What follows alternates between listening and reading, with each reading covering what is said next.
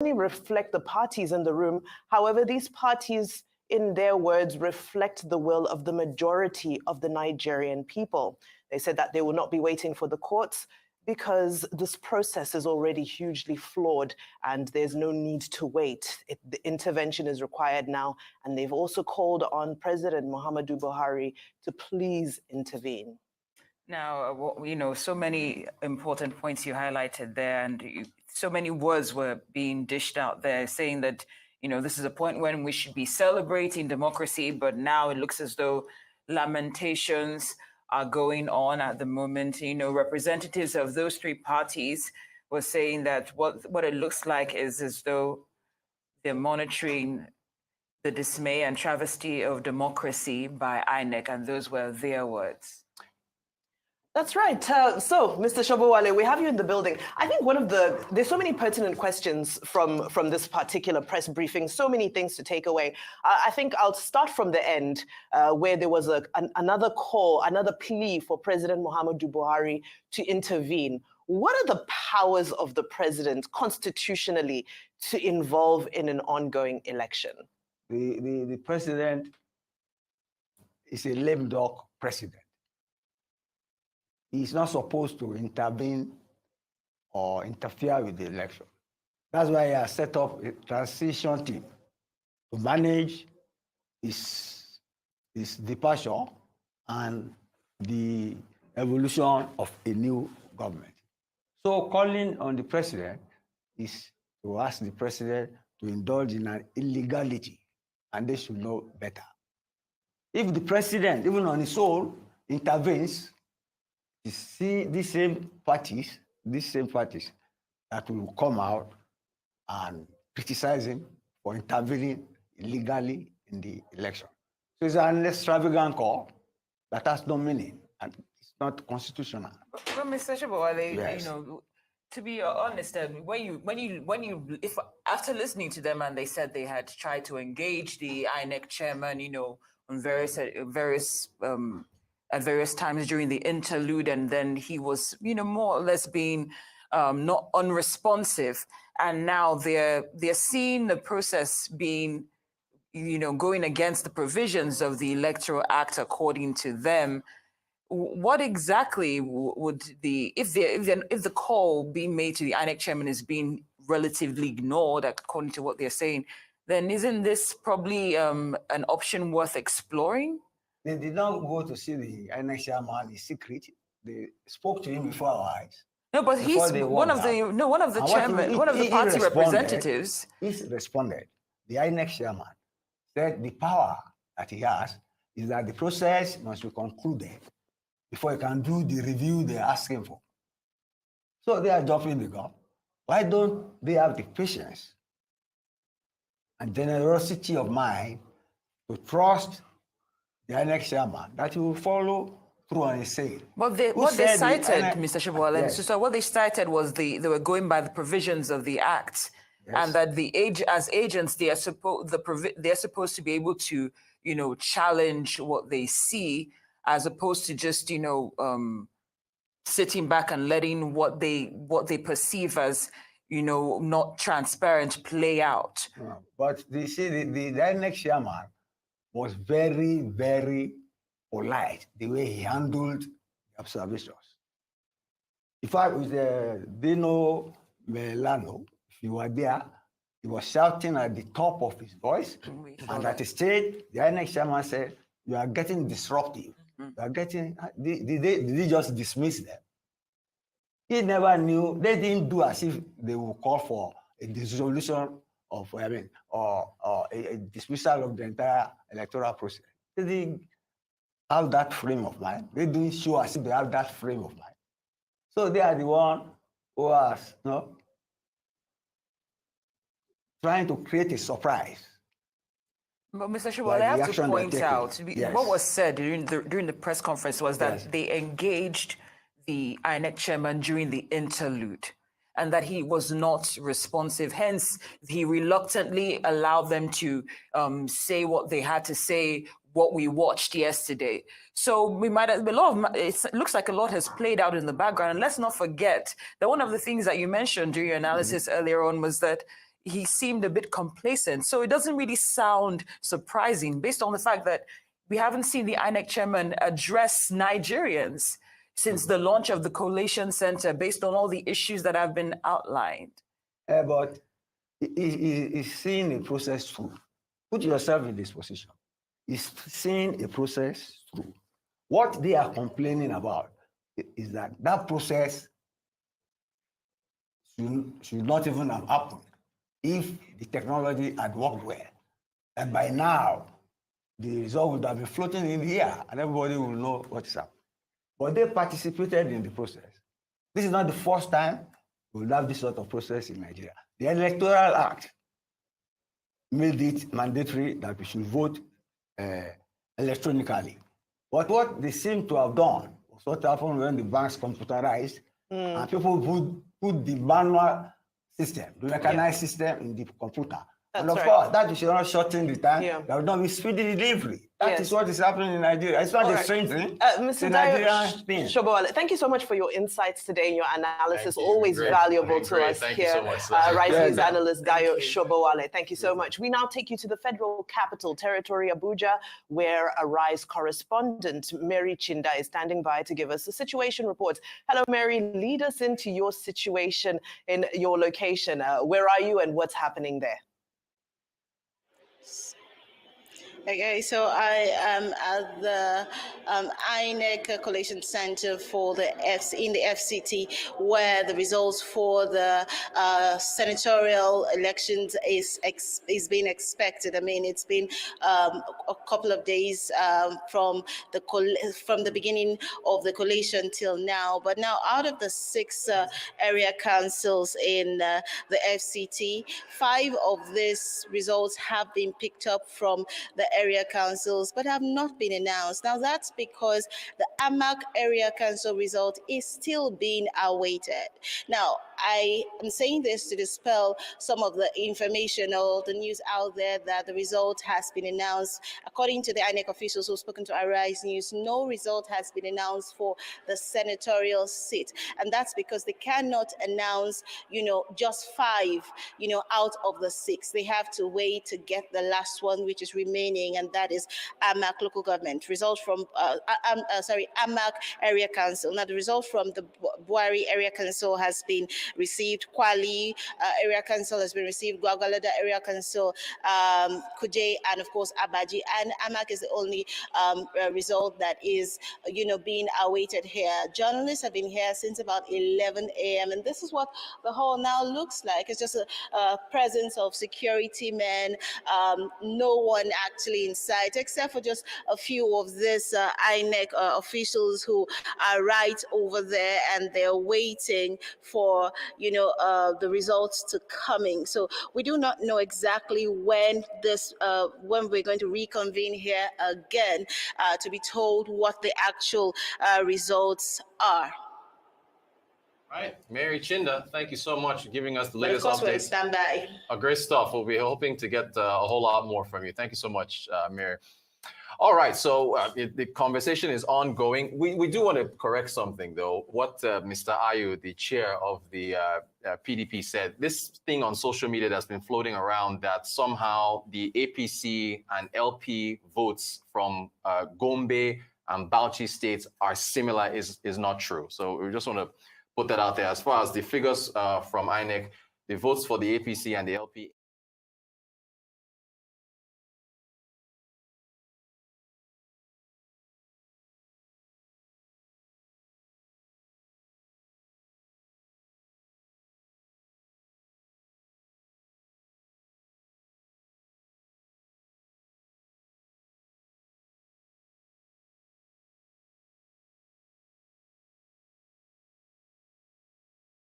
to deny that. It felt good to see people putting aside their own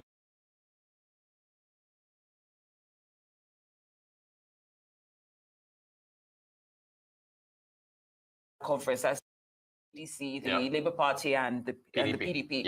It was also made out by 9 political parties yesterday, and 9 is significant. So it was, for me, even though that data was, might have been a mistake or an error, it was just wonderful to see that unity. Yeah, absolutely. So the Nigerian spirit prevails in all of it. We're going to take a very quick breather, but don't you move. When we return, our Nigeria Decides 2023 coverage continues.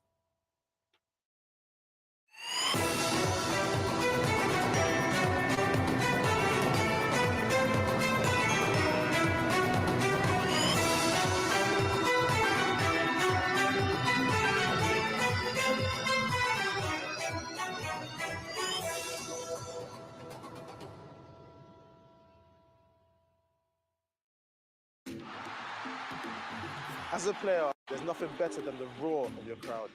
But in Nigeria, there's a roar that may not be heard again. With fewer than 50 lions left, they could be extinct in the next few years.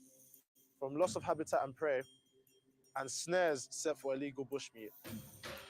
So please, say no to illegal bushmeat. Let's keep the roar alive for Nigeria. Because poaching steals from us all. Nigerians, the 2023 Nigeria General Elections is here. Ensure that you have your PVC and locate your polling unit as you set out to vote. At your polling unit, queue and present your PVC for accreditation by INEC. On receipt of the ballot paper, vote discreetly for the candidate of your choice. Remember, there are standards of behavior required of voters on election day, and violators may be arrested. No buying and selling of votes, no intimidation or coercion of voters, no canvassing for votes, shouting of party slogans, or display of party symbols at polling units. Nigerians, the time has come to exercise your franchise. Turn out in full and cast your vote for the candidate of your choice. This message is brought to you by Policy and Legal Advocacy Centre, PLAC, with support from the UK Foreign, Commonwealth and Development Office, FCDO.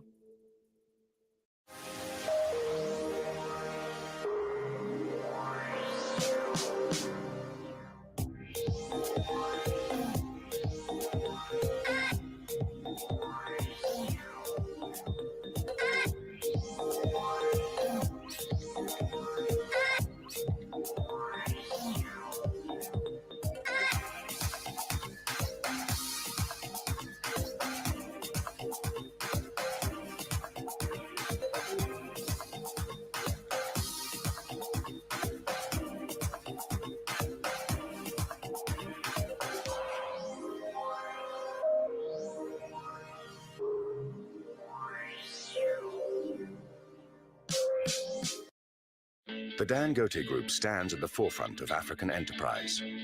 Since 1978, we've touched the lives of millions of people by meeting their basic needs. Our belief in the promise of Africa has taken us into 14 African countries, with substantial investments that will propel the continent towards greater prosperity, promising jobs, improved standards of living, and economic growth. Dangote, for an empowered Africa.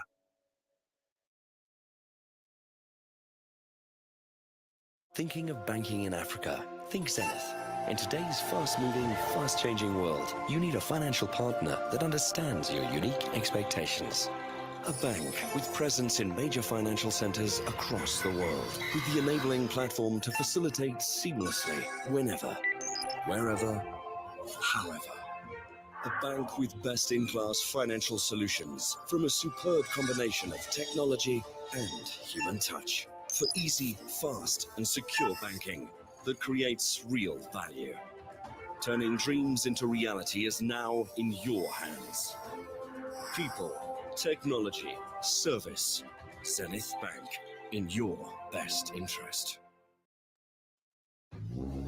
This our landlord and his wives happy fight for Africa, sha. Chai. No mind the man. With that in nose like our Market Square Junction. Una don't start this now gossiping again, Abi. Okay, una met there Akamata Community Square. They sell their votes to politicians for cool 5K. Una sit down here, the mumu una safe. It's all right. Omo, make we sef go collect our own cash. Collect waiting. God forbid. So you want to sell the next 4 years of your life for 5K, Abi? Well done. You sabi say this 5K now 4 naira per day for the next 4 years. Make una get sense now. Haba. Na nonsense una dey talk. Make month end reach, make una no pay me my rent. Na that time una go see fire. Make una no dey listen to people like this landlord. Election no be business. Na your civic duty to your country to help elect the correct leaders them. We go fit create better life for us and no go get future for our children. Make you no sell your vote. Cause if you sell your vote, na your future you don't sell be that. This message now from the Center for Democracy and Development, CDD, with support from the MacArthur Foundation.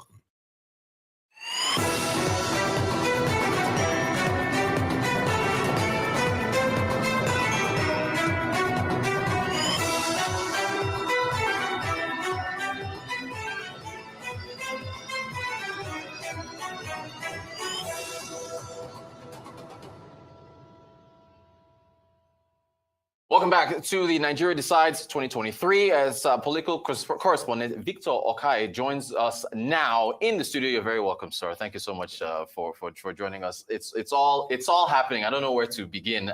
The press conference that we just saw from the opposition parties. What do you make of what's come out of there? I'll start with the first press conference, the one that was held before now. I remember I said it was preemptive. Yes.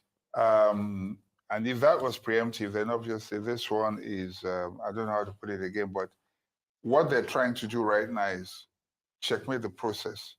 You know,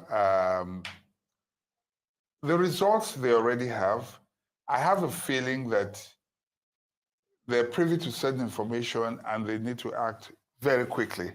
Whatever that information means and whatever it represents, we may not know until later. Figures are being bandied. Of course, we know that only INEC has a right to, but figures are being bandied right now, and insinuations are being made as to whether these figures were cooked because of similarities and all that. I think that this might hit up the polity a bit. We have to be very careful as we see the figures. But more importantly, I think that what they're doing is putting INEC in a corner. I would say the corner, putting it on what's that expression? On your toes. Pressure. No, on your toes. How do you put them on their toes? Okay. I don't know if that's the right expression now. The reason is that it's when you begin to do that, it's also a strategy. You know, when you begin to do that, then you are put on the defense. So you're no longer on the offensive, you're now on the defense. So you're constantly trying to make sure that, you know, because with that INEC has to fight back by bringing more accurate figures if the figures are not correct, because the pressure is being mounted right now on them by the general public. So they're setting an agenda and they're, you know, beginning to shape public opinion by what is happening. So that itself could be a strategy. And I think the reason INEC is largely responsible for this. The reason is that there was an inconsistency between the promise that the chairman made before the election and what we're seeing right now. BVAS was supposed to be the game changer. It should, by in and of itself, it's a game changer. But the manipulation and the excuses that have come with it, and these excuses for me, I do not, personally, I don't buy them at all. The reason is that INEC has been funded without questions. If there's any spoiled baby in terms of budget and release of funds, it's INEC. Whatever they ask for, they get, so there's no excuse. And so for them to come at this stage and begin to tell us about malfunctions and all of that, I, as a person, I will not buy into it. So what is happening right now is piling a lot of pressure on INEC to do what it's supposed to do. The former president, we will come to that later, Olusegun Obasanjo, came out to speak yesterday.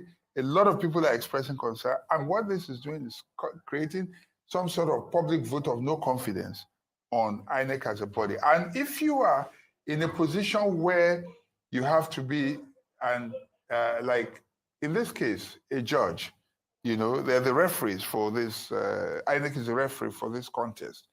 If there is no confidence in you, if there's a vote of no confidence on you, then you have to recuse yourself from it. And that's what these parties are asking the INEC chairman to do.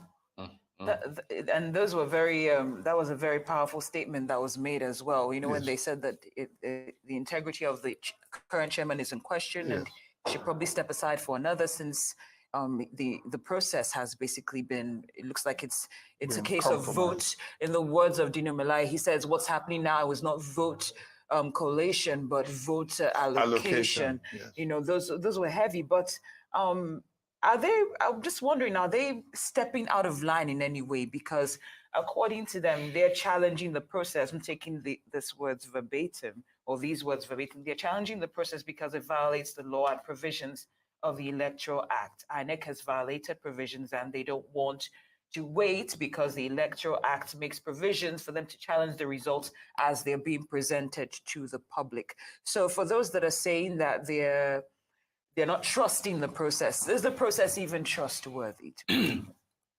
Ordinarily, it should be. I mean, it's the only body we have for now to conduct elections. But what has happened is simply this. INEC opened itself up. When its chairman was saying, or even at the state level, when you raise an objection, then they said, okay, wait and go to the court. The judiciary is the last hope for all of us.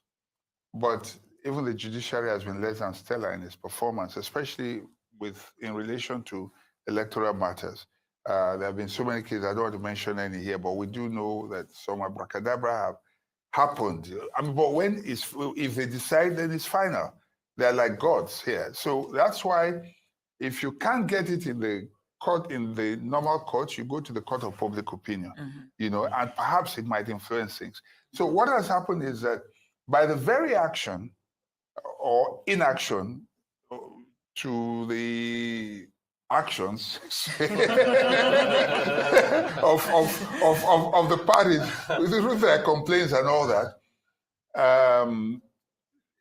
these parties no longer have confidence that, and they don't want to wait. If things can be addressed before, I mean, while we're still collating figures and at the point where they should be addressed, if these things can be addressed, they don't want to wait to get to the court. Victor Kai, we have to interrupt you this very moment as we have to cross over to Abuja, where Festus Okoye is making an address. Because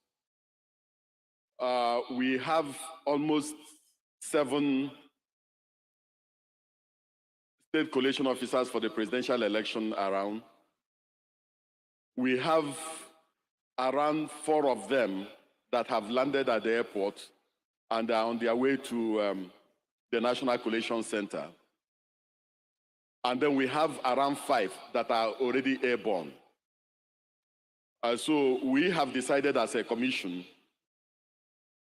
to have a substantial number of the state collation officers for the presidential election so that the moment we begin the collation, we can just go on a stretch and take a substantial number of those who have arrived. We just don't want to take 3 or 4 and then go on break and then come out and begin to take the rest. We just want to begin and go very, very far before we talk of any break. So I plead with you to still give us some time. We are definitely going to come out at 3:30 p.m. To begin the collation. Around 5 of them are ready, and as I was speaking now, I saw the resident electoral commissioner for Kogi State and the scope for Kogi State arrive. So most of them are just arriving. We are expecting Plateau. Anambra has gone to the airport, and so many of them are already on their way. So I crave your indulgence to give us up to 3:30 p.m. Before we resume a collation. Thank you so much.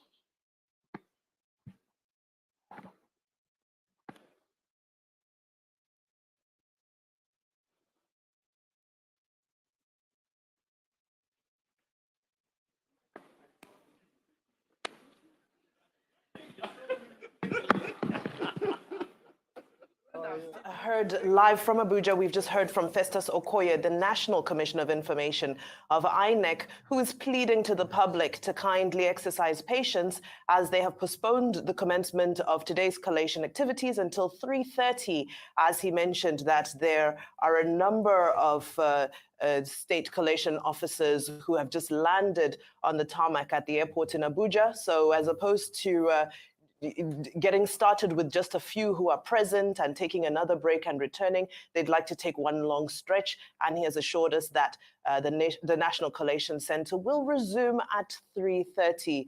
More delays, more delays, more delays. We're getting used to this, aren't we? Well, in this case, he explained why the delay.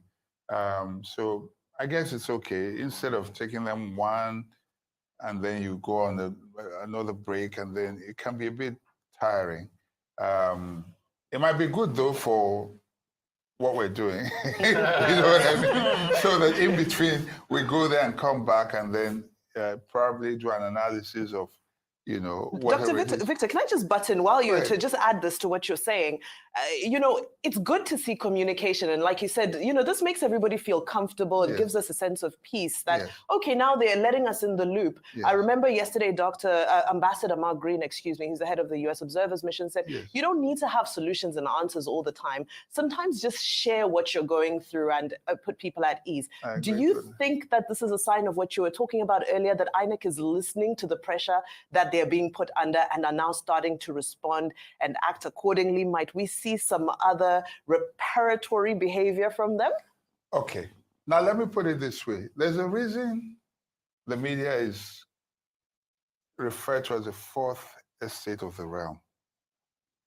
You might not get the benefits of election and appointment in government and all that, but for democracy to work, the media has a part to play.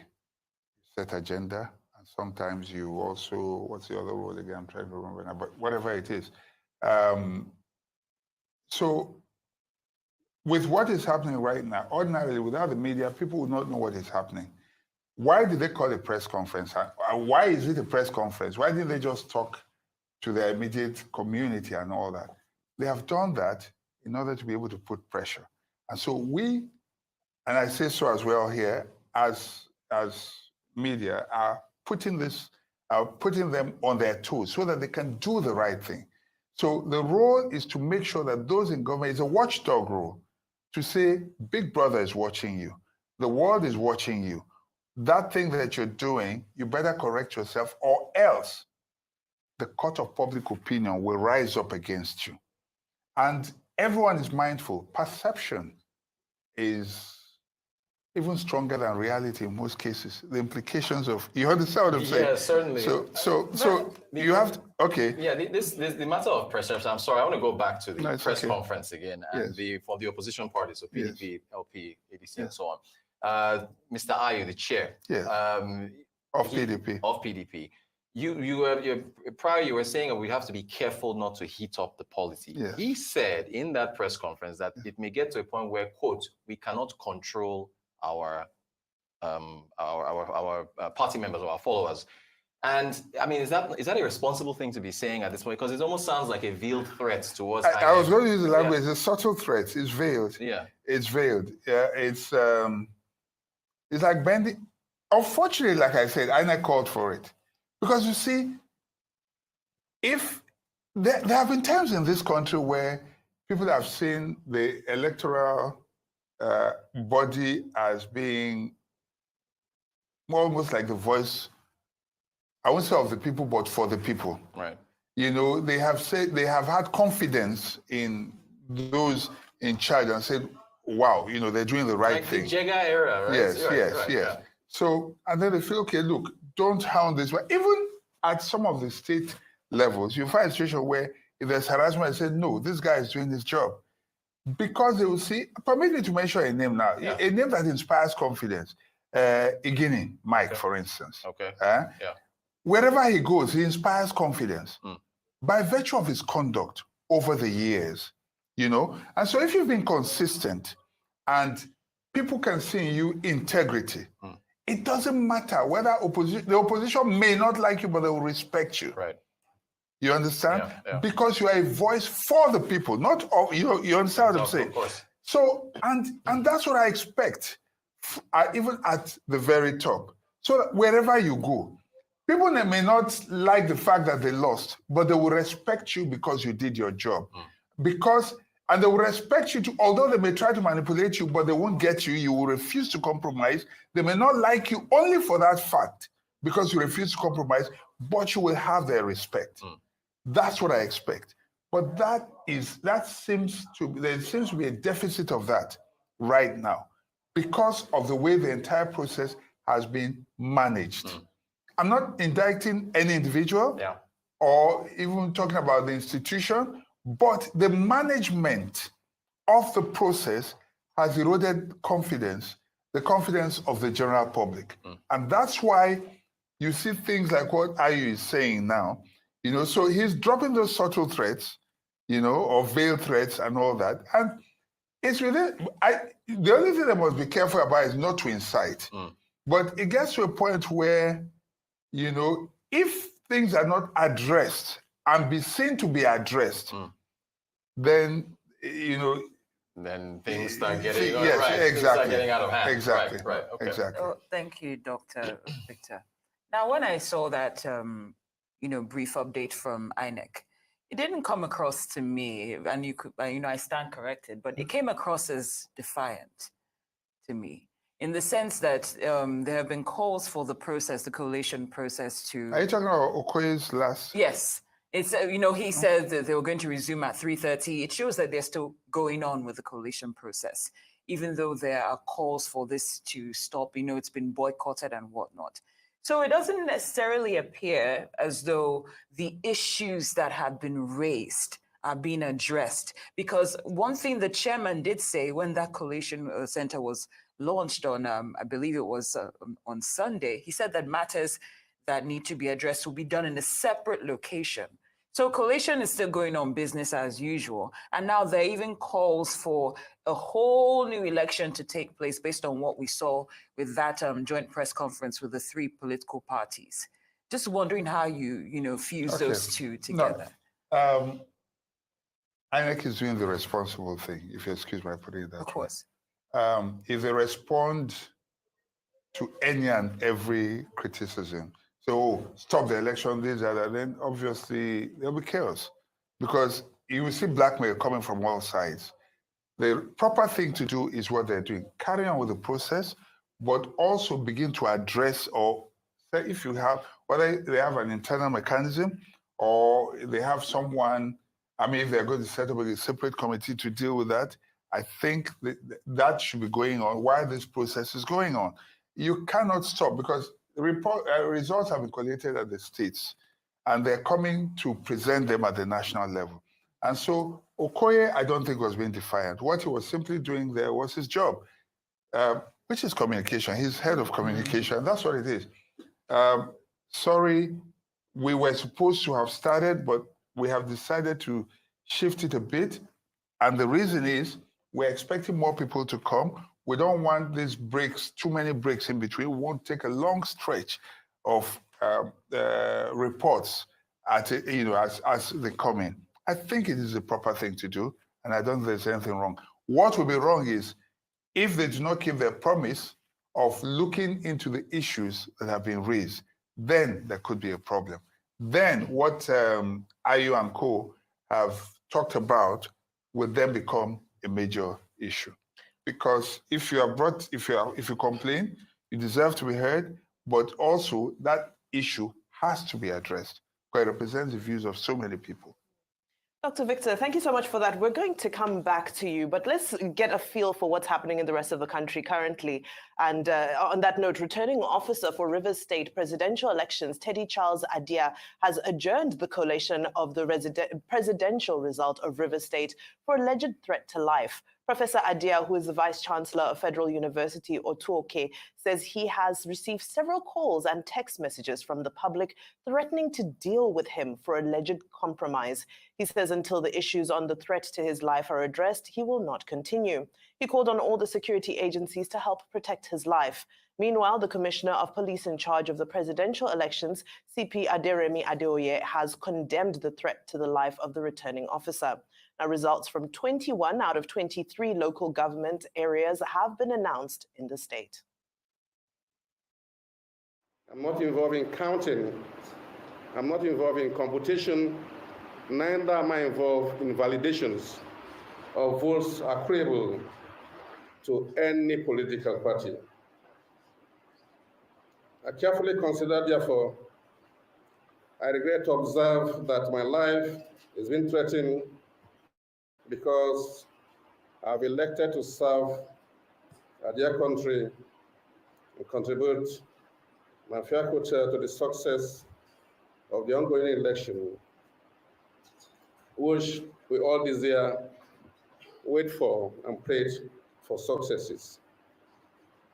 And by this address, I wish to alert security agencies, indeed the public, on the threat to my life, and to request for every necessary protection to enable me live and discharge my duties and obligations freely. In the meantime, I wish to adjourn the collations of these presidential elections for Rivers State to enable the resident Electoral Commissioner, INEC, of Rivers State, and indeed INEC, to address the foregoing and put my roles as scope in Rivers State to the perspective in the public. The Nigerian Police Force condemns those threats and those behind it in its entirety, without reservation. It is condemnable that what hitherto has played out on social media is not translating to real life, and it is affecting the whole of our national interests. It is ridiculous to say the professor kept us waiting for 2-3 hours, when in actual fact, his own life is under threat. None of your lives are being threatened. And if he did not turn up at all, there is no court to be charging to, because self-preservation is the first law of nature. If he doesn't feel safe, he won't turn up. And what is anyone going to do about it? And from the brief he gave, he mentioned a particular political party. All right, the Director General of the Katsina State PDP Atikuladi campaign organization, Mustapha Inuwa, is saying what transpired during the just concluded presidential and National Assembly elections is different from the initial assurances given by INEC in conducting credible elections. During a press conference in Katsina, Mustapha says, contrary to measures taken by President Muhammadu Buhari towards arresting issues relating to vote buying, billions of naira was used for inducing voters across the state.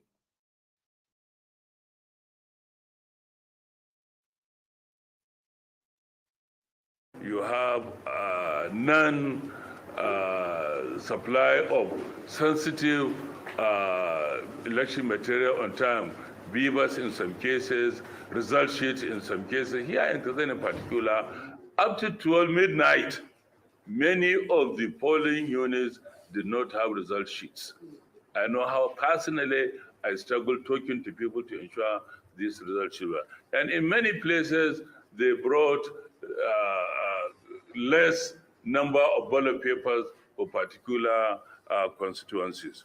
And thugs hijack materials in many places across the state and so on. You find that the whole exercise, especially in the rural areas, was characterized by a lot of malpractices, intimidation, harassment,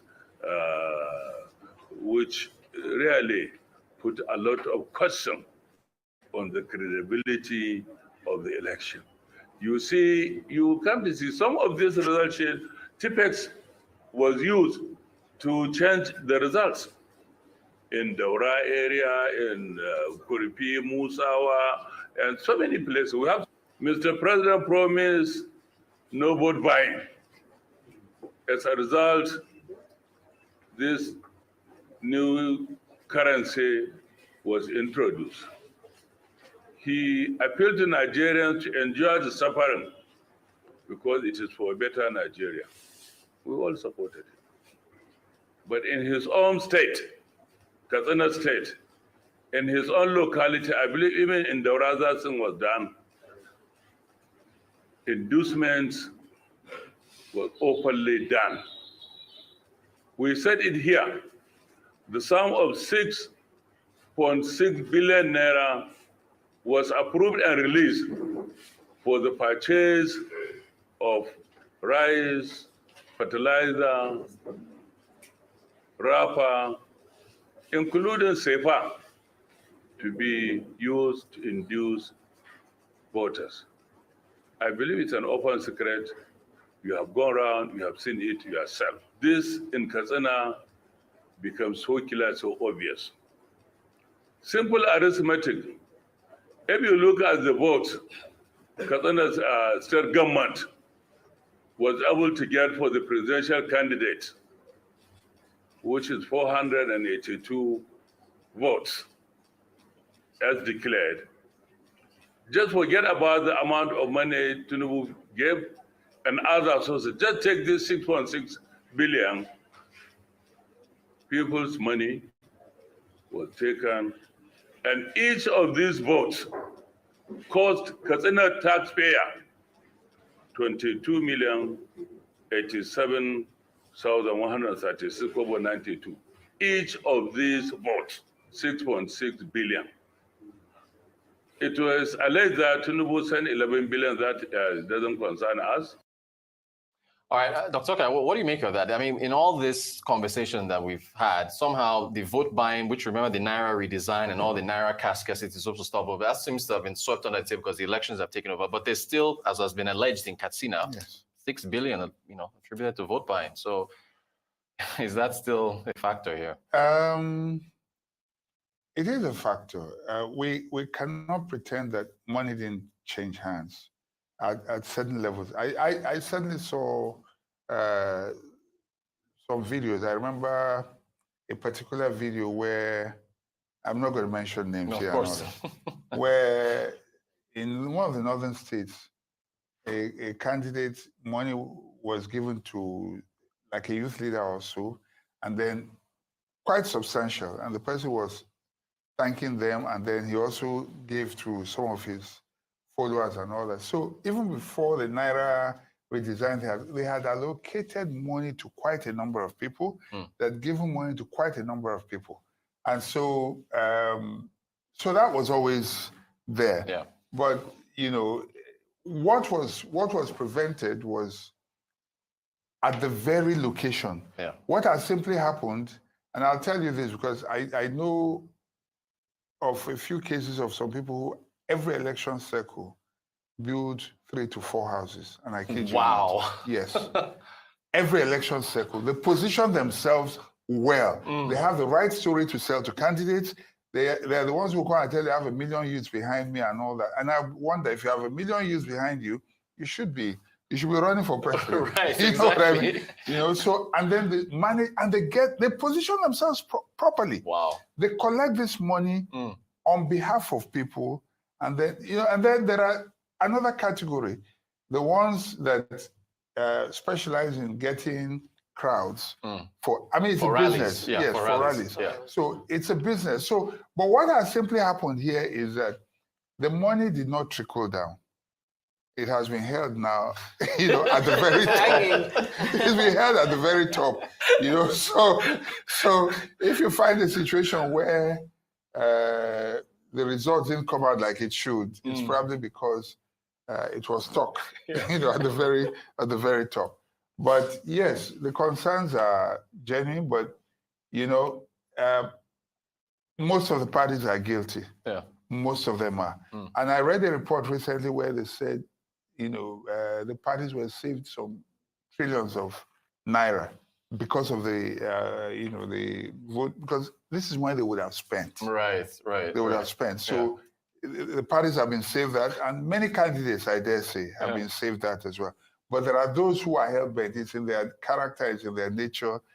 It's not about, for them, and this is why when they get in there, They don't care. They kick the ladder and they just continue with their lives. Every election cycle, first impoverish you so that you are at that stage where even if you're given 10 naira, you are very grateful. Yeah. You know, and you say, okay, you know, God bless you, or whatever the case is, or whatever. You know, so that's what is happening or playing out here. Money, most of them, let me just use that, they allocated money and they have spent, they have tried to, but the only difference now is that the money is stuck somewhere, and unfortunately, there's not going to be any return to where it came from, and nothing will trickle down because it's all done and dusted. The first thing I'd like to ask, you know, I haven't done my research yet, but when I look, like when that press conference happened with the ADC, the Labour Party, and the PDP, have we seen that? That it was history made today, where we saw coming together to ask for a similar objective? Well, to the best of my knowledge, I think the last election had some sort of coalition against the ruling party, 2019. Yes. But not, then it was more like, you know, the CUPP, the smaller parties more like were coming together. They did not really, you didn't see PDP taking the lead like this, and then the very strong parties.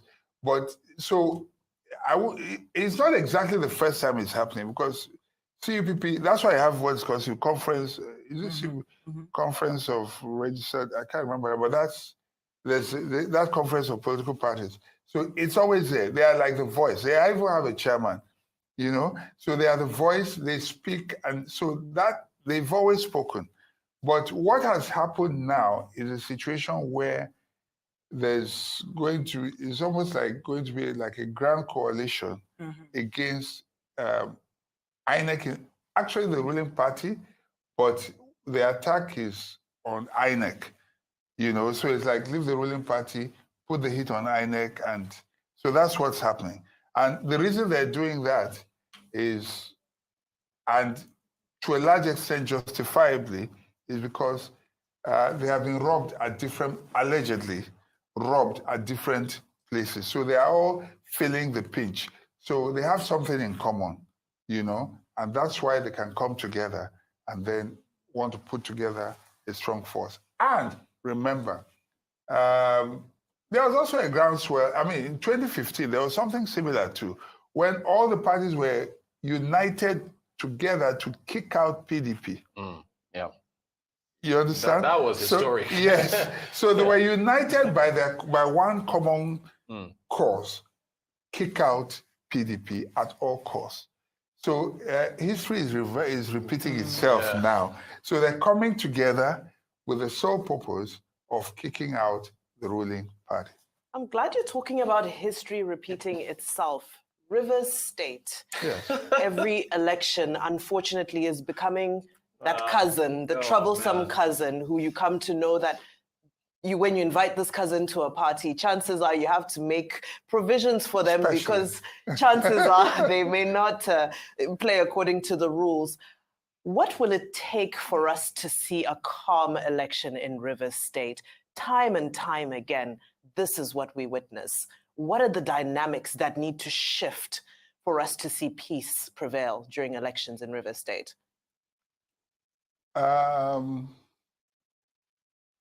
It's like a PhD question, isn't it? You know what happens? You know, only ripe mangoes get stones thrown at it. Okay, all right. Rivers is a beautiful bride. The oil, it may not be the largest oil producer now, but all the oil companies are there. That's like the oil capital of Nigeria. There's so much money and so much. They have the population as well, voting population. You know, you talk about the tripod, if you ask me, for election is usually Lagos, Kano, and Port Harcourt. If you can win these three, then you're well on your way to electoral victory, especially at the national level. And so the heart and soul of every presidential election is in these three places, but especially Rivers. And the reason for Rivers is because, to a large extent, The other two are almost set. You know, you can be sure until the recent upset, you can almost be sure where Lagos will go to. You can almost, depending on which candidate is in the ballot, is on the ballot sheet, you can almost predict where Kano will go to. Exactly. Rivers becomes a beautiful bride. Now, Rivers determines, you know, it's like they are the ones that, they determine which direction. They are like the, what do you call it now? In fact, they determine which direction actually the votes will swing, finally. And so it is not unexpected. That's why they will do anything to get it. That's why it was important for Atiku, but maybe he managed it well, maybe he didn't manage it well. In the end, it was like, well, whatever happens, happens. And that's why for Tinubu, it was very, very important that, you know, they get Rivers on their side.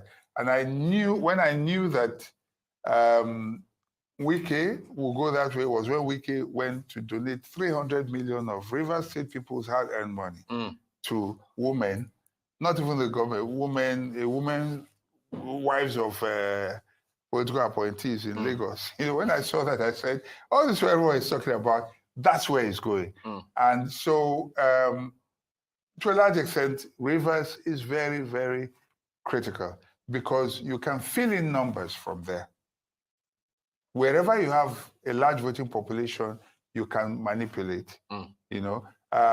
So if you even see a threat to life, you know, then it therefore means that that is the soul. That perhaps is going to be the soul of this election. The reason being that we can see all the others are already, as they say, cast, to use street lingo now. The other states are cast already. We already know where they are. But Rivers is a third leg in the tripod, and it will determine to a very large extent. Because they can, who was it that was saying off camera? While you think about who it was that was saying that, we'll just take this quick story, Dr. Victor. No Thank you so much. Now, Bayelsa State Collation Officer Professor Lillian Salami has announced the candidate of the People's Democratic Party as winner of the presidential election in the state. Atiku Abubakar polled 68,818 votes to defeat the presidential candidates of the Labour Party and the All Progressives Congress. Niger Delta correspondent Ovietime George has this report. NNPP won 5. One after the other, the local government collation officers announced results of the presidential election in Bayelsa State before the state collation officer, Professor Lillian Salami, gave the final figure. Summary results for APC 42572, LP 49975, PDP 68818. Dennis Otiotio of the All Progressives Congress and his People's Democratic Party counterpart, Talford Ongolo, are among representatives of the various political parties at the Collation Center. In some local government, some results were collated, that is, elections were conducted in some places, the beavers were not used for accreditation, and then in some areas also, there are some places where, in APC strongholds, where election did not hold, because materials did not get to those areas. Here in Bayelsa State, the people have clearly spoken that their preferred candidate to rule this country at this point in time is Alhaji Atiku Abubakar. That's why we have emerged victorious. But we believe that there is need to improve the system. In terms of logistics, Eneyi Zidoa of the Labour Party refused to sign the INEC results sheet. Before we got here, I have my raw results from the various units and wards. And the results I have differ from what is being presented here. So my mandate, Labour Party mandate, is stolen. And that is the reason why I refuse to sign with other parties signing. The feelers that we are getting is not encouraging to say that results can be uploaded. Areas where people should have stopped voting, people are still voting, and all kinds of issues that are arising. For me, I think that for those areas that there was violence, those areas should be cancelled and redone, where security agencies will protect the people in order for them to go and exercise their franchise. There may be dissenting voices among the political parties. However, the consensus is that elections were peaceful in Bayelsa State. Ofietime George, Arise News. Well, international election observers in Nigeria say lack of efficient planning, training of electoral officers, and technical hitches have decimated the trust of the Nigerian people in the entire process. Arise correspondent Georgina Ndukweze-Anyika has more details. Collation and submission of results of Saturday's election from different states in Nigeria are being announced. International observers in Nigeria are also presenting preliminary findings on the conduct of the elections.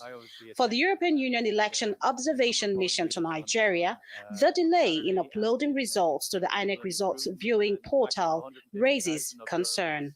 Abuse of incumbency by various political office holders distorted the playing field, and there were allegations widespread of vote buying. The atmosphere on election day was relatively peaceful, but at the same time tense, largely due to organizational challenges, which among others caused significant delay in many of the polling units which we visited. Another area of concern is the political inclusion of women, youths, and people living with disabilities.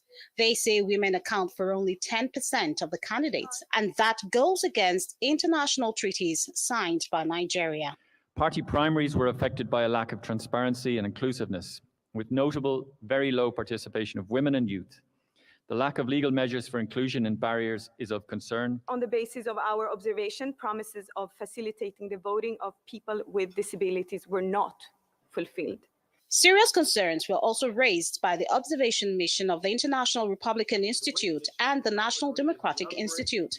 Leader of the delegation and former president of Malawi says a lot still needs to be done as regards women participation in Nigeria's political space. It is disappointing that women's political participation continues to decrease when Nigerian women are shining in all other social and economic sectors, both at home and globally. This concerns me. The delegation also called for an audit of the voters' register to remove underage voters. We urge INEC to take comprehensive measures to reduce the burden on voters to register and collect their PVC, including extension of timelines, increasing the number of distribution centers, employing mobile units for that distribution. In order to increase transparency and to build confidence in the results, the delegation recommends INEC to ensure result images are updated to its result viewing portal immediately as they are received. Besides the challenges faced during the electoral process, pockets of violence and voter suppression shows that political leaders have failed to abide by the peace accord signed before the elections. There was intimidation going on and that it was intended to suppress voter turnout, and that's a very serious issue, and it falls well short of the standards that Nigeria sets itself. But there should be very clear pathways to prosecution for those who carried this out. Political actors should fully adhere to their peace accord commitments, including seeking redress of electoral complaints that may arise through proper legal channels and abide by the outcomes of judicial proceedings. The international observers say they will continue to watch the process, including the announcement of results and the swearing in of newly elected officials. Georgina Ndukweze-Anyika, Arise News. Okay, we now join the live coverage of the APC Presidential Campaign Council press conference holding in Abuja on the conduct of the February 25th presidential and National Assembly elections in Nigeria. Let's take a look. Honorably, this election has already been won by our candidate according to the results declared at the collation centers in the state. In 2015, President Jonathan did not wait for INEC to finish collation before he called President Buhari and congratulated him in the true spirit of democracy and sportsmanship. We urge Atiku Abubakar and Obi to follow the same path of honor instead of attempting to hit up the polity via the reckless statements by surrogates. Let Atiku and Obi do the needful, do the decent thing, and save Nigeria any agony by calling Tinubu now and conceding defeat. Thank you, gentlemen. Now I want to play you the tape. If your cameras can zoom in on this in my hand, so you see the visual clearly and the video of it. I'm increasing the volume. Here goes. Back in 2007, it is said that you actually said that that election would be a do or die election. No.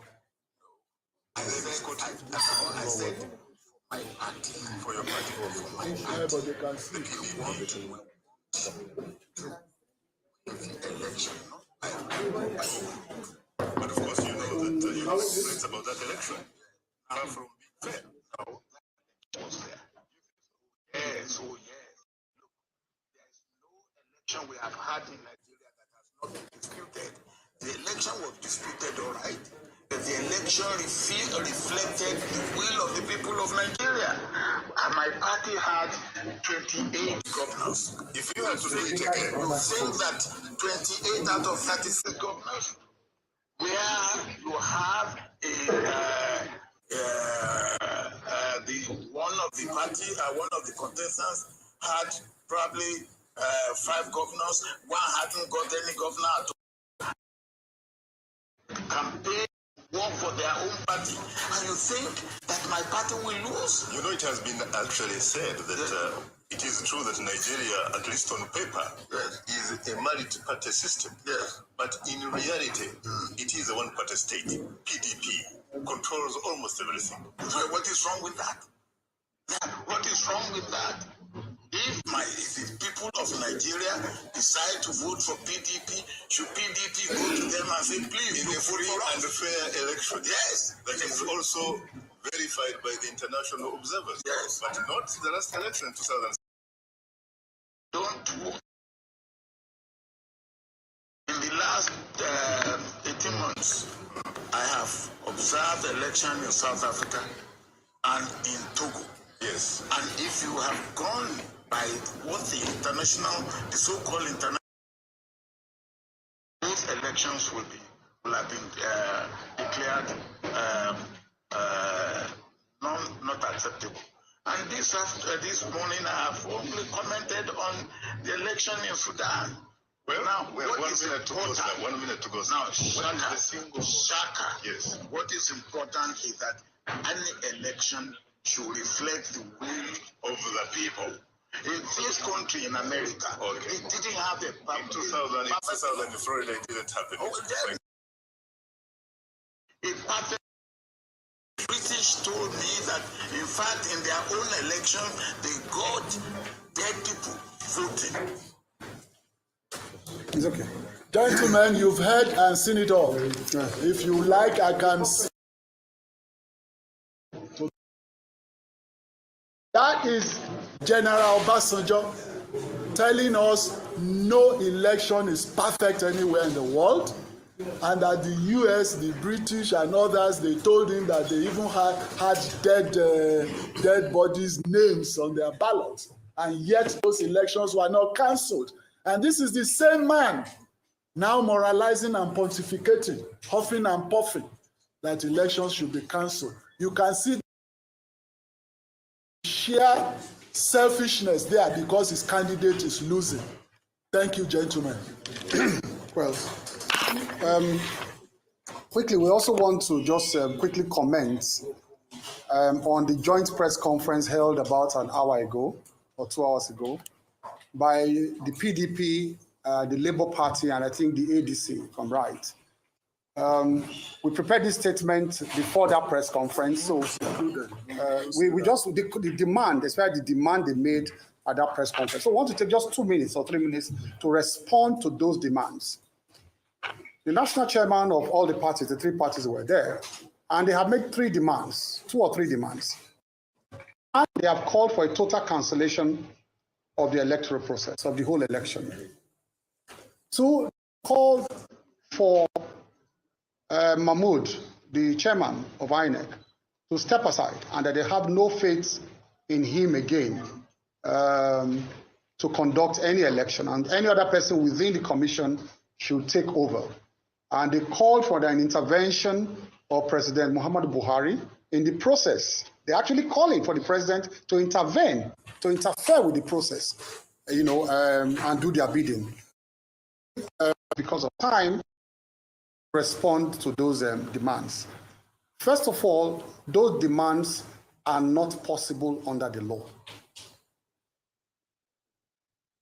The national chairman of INEC, seated at the National Collation Center, is the national returning officer for that purpose. And if you look at the provisions of the Electoral Act, at every point of the collation process, the officer who makes that return at the unit level, the ward level, it is final for that purpose. I repeat, any officer at every level of the collation process, look at section 45 of the Electoral Act down to about 70 or so, which itemizes how those results are collated. So once a unit officer makes a return, for instance, under the old Electoral Act, when there's a complaint at a unit level, the unit officer, can take all his complaint to the ward level and then make his complaint. And then at a higher level, they will review what has happened and make a decision at the higher level, at the ward level or the local government level. But under the new Electoral Act, and I think my elder brother at the bar, Chief Olanikbeku, made that, point 1 month before the election that it is a dangerous provision of the law that now the returning officer is final for that purpose. So just quickly, the unit officers who made the return and appended their signature on forms E8 is, so the ward officers, that's final, local government officers, final, state returning officers, final, the recs. And then when it comes to the National Collation Center, the national chairman has national returning officer, which national chairman, has no powers under the law to review what all those returning officers have done. All your complaints should have been resolved at that level. If the national chairman at the National Collation Center now attempts to say, now I want to review what happened in this ward or local government, he's constituting himself into a tribunal. Once a return has been made, it is only an election tribunal that can interfere with that return. And lastly, for the second one is that the process as it is now must be completed in law before you can even look at any complaints.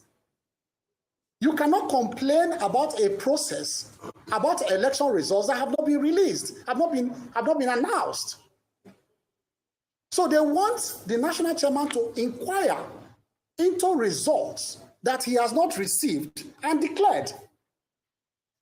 And that is not the provisions, that is completely at variance with the Electoral Act. So it's just to tell Nigerians, because of time, we are live on air, to tell Nigerians that these requests are not possible under the law. In fact, they are asking for illegal requests for their own purpose. And they are going to continue to search for an INEC chairman until they see one who can return them as president of Nigeria. That is what they're asking for, really. Gentlemen, we have 1 minute for Femi, and then another minute for Kazim there, and then we'll go into questions. Yes. Yeah. Gentlemen, let me do this. We have to recognize what is going on for what it is, so we shouldn't mince words. There are clear remedies for people that believe the election has not been conducted in the right way, and the remedy is to go to court after the announcement. What these people are trying to do is to abort the democratic process. What they're doing is close to being treasonous. And what they're doing is totally unacceptable by any standard at all. As far as I'm concerned, this was contrived. They knew they were going to lose. We spoke a few weeks back about the whole idea and conspiracy to come up with some kind of ING, which is really what they want, knowing they cannot defeat our party and our candidate. And we're seeing this, unfolding before our very eyes. So Nigerians need to understand it for what it is. When they gather together, like three blind mice, like they did today earlier, talking about aborting the process, aborting a democratic process, removing an INEC chairman because you're not winning, and then President Obasanjo, and it hurts me to have to say this, will come and add his voice to the whole idea of aborting a democratic process. These are not Democrats, these are tyrants. These are people that cannot accept the whole idea of losing an election. They're not man enough, they're not strong enough. If there's a problem, go to court afterwards. That's how civilized people behave. You don't gather yourself together and say, because my candidate is losing, because my party is losing, because we are losing everywhere, or we've lost, and we've seen our aspirations melting like an iceberg approaching the tropics, that will scatter everything and set Nigeria back. This election will be defended once the announcement has been made that our candidate has won. This is something that we said yesterday, we're saying it again now. They should not try to abort the process, otherwise there will be consequences in this country, because we will not allow another June 12th. By God's grace, this democracy will stand. And shame on them for what they're trying to do. So thank you. Let me start. Mine is just going to be a pause. No, let him talk from this. Go on. Mine is just a call of the security agencies.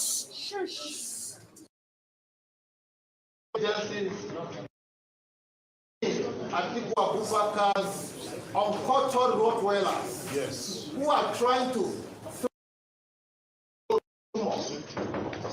Dino Melaye and others should understand that it's not all the time that you display your Agberoism, motor park mentality. This is Nigeria.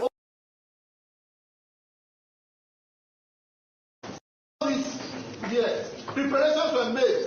Billions of naira were spent. Absolutely. If candidates of APC, PDP, and others are losing in their strongholds, Lagos, Katsina, Kebbi, and other places, how much do you want to see of a credible election where even governors, sitting governors, are losing elections to go to Senate? If PDP were to be leading and to be winning, we just take the walkout. Exactly. If they were to be leading and winning, we get pulled out of this whole process. Would they be doing press conference? If Labour were to be winning, would they also pull out? I also want to advise Peter Obi not to hide under the cover of PDP. They will send him. Yes. He still have a better future. Yeah. They will send him because if they were reasonable and strategic, like Ashwaji Bola met Tinubu, they would have paired up together. Obi will have been the candidate, that people have been the running mates. The whole process would have been different. But they wanted to go their separate ways. Like wanting to see a positive outcome. Asiwaju Ahmed Bola Tinubu was and is the candidate of Nigeria and Nigerians in this election. Yes, he's not an ethnic candidate. He lost in Osun, he lost in Lagos. Yes. This election on. And let's be reminded that nobody has monopoly of rascality. That's right. Rascality and other. To know that when there's crisis in the marketplace, as elders, they will naturally look at what the problem is and rein in everybody. But behaving irresponsibly at his age and stature in Africa and West Africa, I am surprised and shocked that he will come out to utter those kind of very unfortunate words. So my appeal is to all APC followers who gave the mandates that will soon be announced to Ahmed Abdul Bola Tinubu to remain calm and peaceful. When there's madness in the marketplace, there are those who will still recollect their senses and rein in everybody so that there will be peace and tranquility. This democracy must stand. Yes. It must not be truncated. Asiwaju Ahmed Tinubu was in the front line of those who labor in the trenches to best this democracy. He ran the war inside, fought over there, radio Kudura, radio this, Nadeco that, to gain when all these characters were in bed with the military oligarchy. And so, if it is now his turn to preside over this country as a democratically elected president through popular votes, and some of these characters, desperados, want to truncate the process, we will meet them eyeball to eyeball. Eyeball to eyeball. Eyeball to eyeball. That's okay. Thank you. Thank you. Thank you, Kazim. Men of the press, you've heard my colleagues, and you have heard, you have heard the submissions. Now, the kernel, the cancellation of this process, or the results or otherwise, is calling for the abortion of democracy in Nigeria. And Nigerians are not ready to abort this process.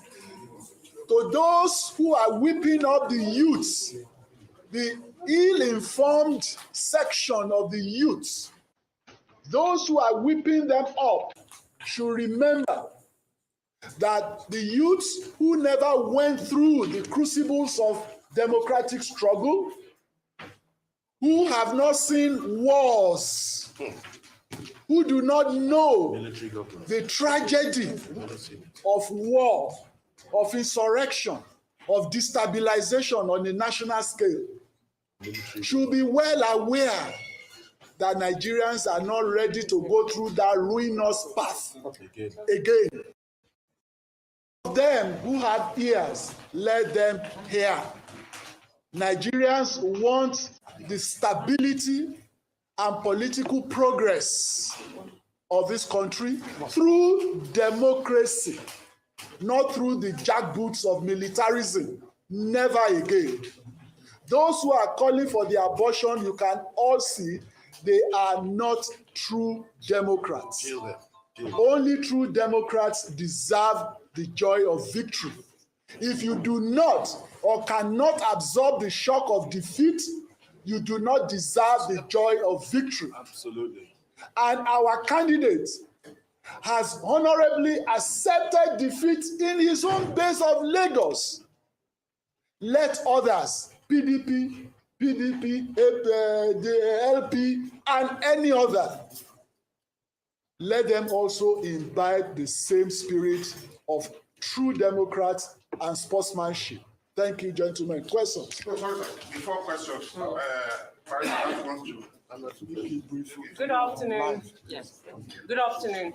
Just very, very quickly, I want to adopt everything. Please.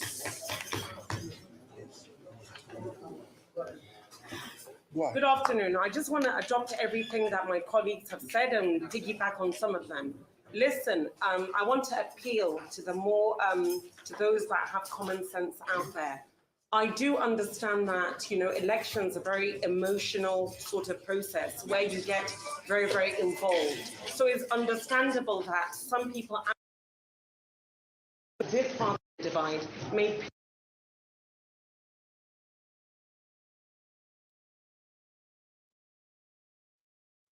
that we understand that we're living in a democracy, and you know, election is a game of numbers, and we have gone through a process. I don't think Nigerians have ever gone through a freer and fairer process. The president went out of his way to put in policies that even were affecting us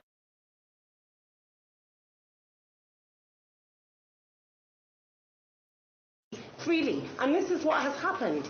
And at the end of the day, only one person is going to win. And if that person who wins is the one who Section 134, then so be it. We know that today, if it wasn't Asiwaju Bola Ahmed Tinubu that was able to pass that threshold, we will accept it because we are Democrats. So I appeal to everyone out there to please think about Nigeria. This is a watershed moment. This is our future. Do not allow people, like my colleague said, that are trying to rile up emotions. This is about your future. Nigeria has spoken. We will allow this process to play out. rally together, because we must live in this country as one, as a united country, and this is what we are committed to doing, is what Asiwaju Bola Ahmed Tinubu is committed to doing, and I thank you all for appealing to your conscience in this affair. Thank you. Thank you. Let's have questions. Let's have questions. Questions, please. Yes. Question. Yes, sir. My name is Lucky Sawood. I work for Channels Television. You appear so confident of winning this. We have won. We've won. 1.5 million ahead. Right? Yes, sir. While waiting for the official announcement, should there be a rerun? How prepared? There won't be a rerun before we now. announce. Let me explain. Please let me explain to you. Wait, please let me explain to you. He has raised an issue, and there could be others like him who will wish to be enlightened. Now, why there can't be a rerun, there is a constitutional stipulation, guiding, please, there are regulations guiding this process. Now, for you to become elected or declare the winner, you must have a majority vote overall, nationally. Plurality. Yes, and you must you must have the threshold of 25%, scoring 25% in at least 24 states, right? So, where there is a clear winner or a candidate that has crossed that threshold in minimum of 24 states and have the overall majority vote, there is no issue of rerun at all. Yeah. And that's the situation we have on our hands. I've also seen some ignorant comments online saying that 24 states and Abuja. No, what it means is that you will calculate 2/3 of 37. So the 36 states and Abuja is a block, and then you now calculate 2/3 of that 37. That's what it means. And the constitution is so clear. Very, very clear. Yes, please. Very clear. Next question, please.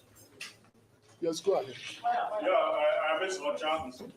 The PCC SARS. Where do you explain? I am from the authority newspaper, sir. Citing the Obasanjo's interview in 2007 that you have just played. Yeah. Where he said there is no perfect election. Yeah. Are you therefore admitting that there are flaws in this election that must be taken on board? There is no Thank you. Thank you very much for that question. Again, for your enlightenment, and whoever thinks like that. This is a human conduct. Exactly. You yourself, that reporter, are you perfect? You are not. So therefore, any human conduct organization, even a nation, is not perfect. So Obasanjo was only saying the obvious. And we sat here, and he himself admitted to it. The beneficiary of his own election that he conducted in 2007, the late Umaru Yar'Adua, admitted openly, publicly, that the election that Obasanjo conducted, which brought him into the presidency, was flawed. And he went ahead to do what true Democrats would do, to institute a procedure for electoral reform. That's what is done in decent societies.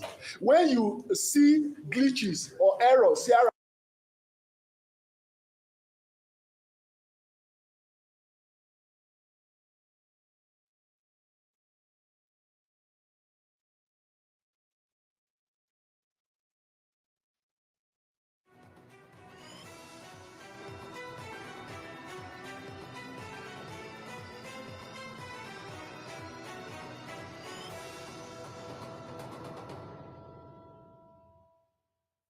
Dr. Victor, you watched, you listened. What's your take on this, everything you just heard? If I didn't see it coming, I'd be lying. But I'm also worried. Like a game of ping pong. It's going back and forth right now. I don't see an end in sight. And what bothers me the most is the fact that it's like if you're watching football, if the two teams are evenly matched with their supporters, as you go back and forth, you score me, I score you, score me, I score you, the tension tends to rise and gets, the way they're going, I hope they do not throw. They have now said, look, anyone calling for an abortion of this democracy is, So what is happening now is that what they are afraid of, I hope it doesn't come to pass. Because there's a level it will get to. If they don't act responsibly and maturely, in one breath, I hear, we will dissolve you and all, and in another breath, we're asking our supporters to be calm. I don't think I can say the two in one breath. Right. It's difficult because we're inflaming both sides. No one is exonerated. They're both inflaming their followers and at the same time trying to act responsibly or act like they're responsible. Okay, Dr. Victor, we've just gotten the audio back, so let's listen in as Dele Alake takes more questions from the press. Perfect here and there.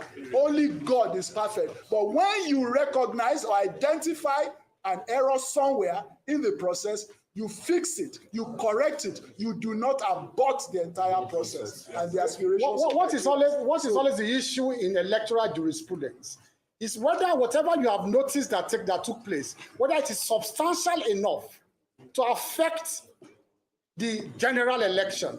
So if you have, for example, 176,000 polling units, if you observe anomalies in collectively 10 units, would that affect the result in 176,000 polling units? That's the question. It's about the substantial, whether it affects it substantially. Yes, please. The lady. Good afternoon, everyone. My name is Amaka. I'm not going to, first of all, before I ask my questions, let's pick a suggestion.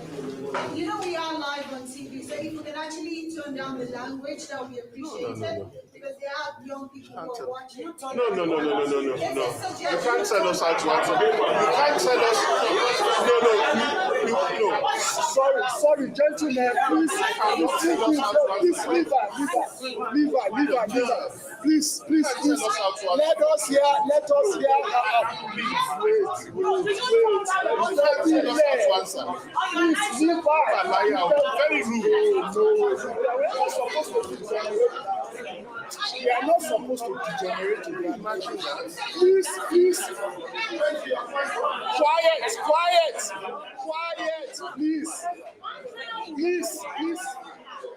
please, for God's sake, for crying out loud, let us hear her out. Please, one house. Please, let us hear her out. She has a fundamental right to air her views, however obnoxious those views are. So she has a right to air the view, and we reserve the right to respond. She has raised an issue that we should tone down our rhetorics, right? The language. I didn't say so. Meanwhile, thank you. You have made the point, right? You have made your point, okay? So you will ask your question. Now, I will respond to the issue you raised about lowering our language, okay? Now, you carried live the press conference of PDP and LP just now. Yes. You carried live Dino Melaye shouting, huffing and puffing and employing gutter snipe on air on your station. Now, before then, your station has carried live more obnoxious and pugnacious statements, right? Yes. So Your point, you have made your point. We have listened to you. We have responded. Ask your question. So what I was trying to say in essence is, we do know that the situation in the country is tense at the moment. It's not tense. Please ask your question. Let her ask her question. No, let her ask the question. Please, just leave her. Please get to it quickly. So coming from the PDP, what they are saying, they're not holding sway for Obasanjo or any other person who is saying. We never said they were. No, this is my question. Okay. I have the right action upset. They're saying irretrievably compromised. That's how they're tagging the election. So are you saying INEC should continue with the process as it is right now, despite the fact that just this morning, the rep in Rivers State refused to even announce the result because of threats to his life, showing that things are not perfect. So what I'm asking you in essence is, are you saying we should continue, even though we do know that, everywhere across the country? Please, relax.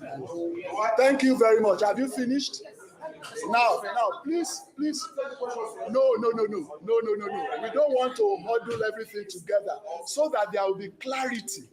Gentlemen and ladies, this is the APC Presidential Campaign Council. We have our values. And I just said that we are committed Democrats. And in the spirit of democracy, whoever has any views, however contradictory, or loquacious, we must entertain. That is the spirit of democracy. We only reserve the right to respond. So, my dear sister, to your question, now, we are saying that you cannot abort a baby when the pregnancy is in full term. It has reached full term. Now, Festus, just said something to you. These are lawyers surrounding us. And they've pointed out that in a process like this, in an election covering over 176,000 polling units, you cannot have every unit in perfection.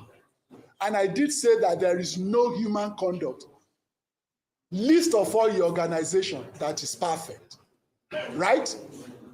I know a little bit of journalism practice.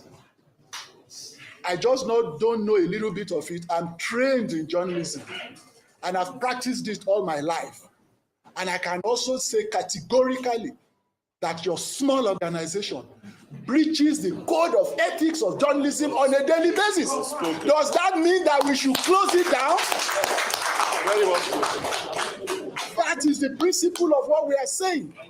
That you have one or two glitches in a process covering 176,000 or more polling units does not amount to aborting the entire process and aspirations of over 200 million Nigerians. That's what we are saying. Move on to the next question.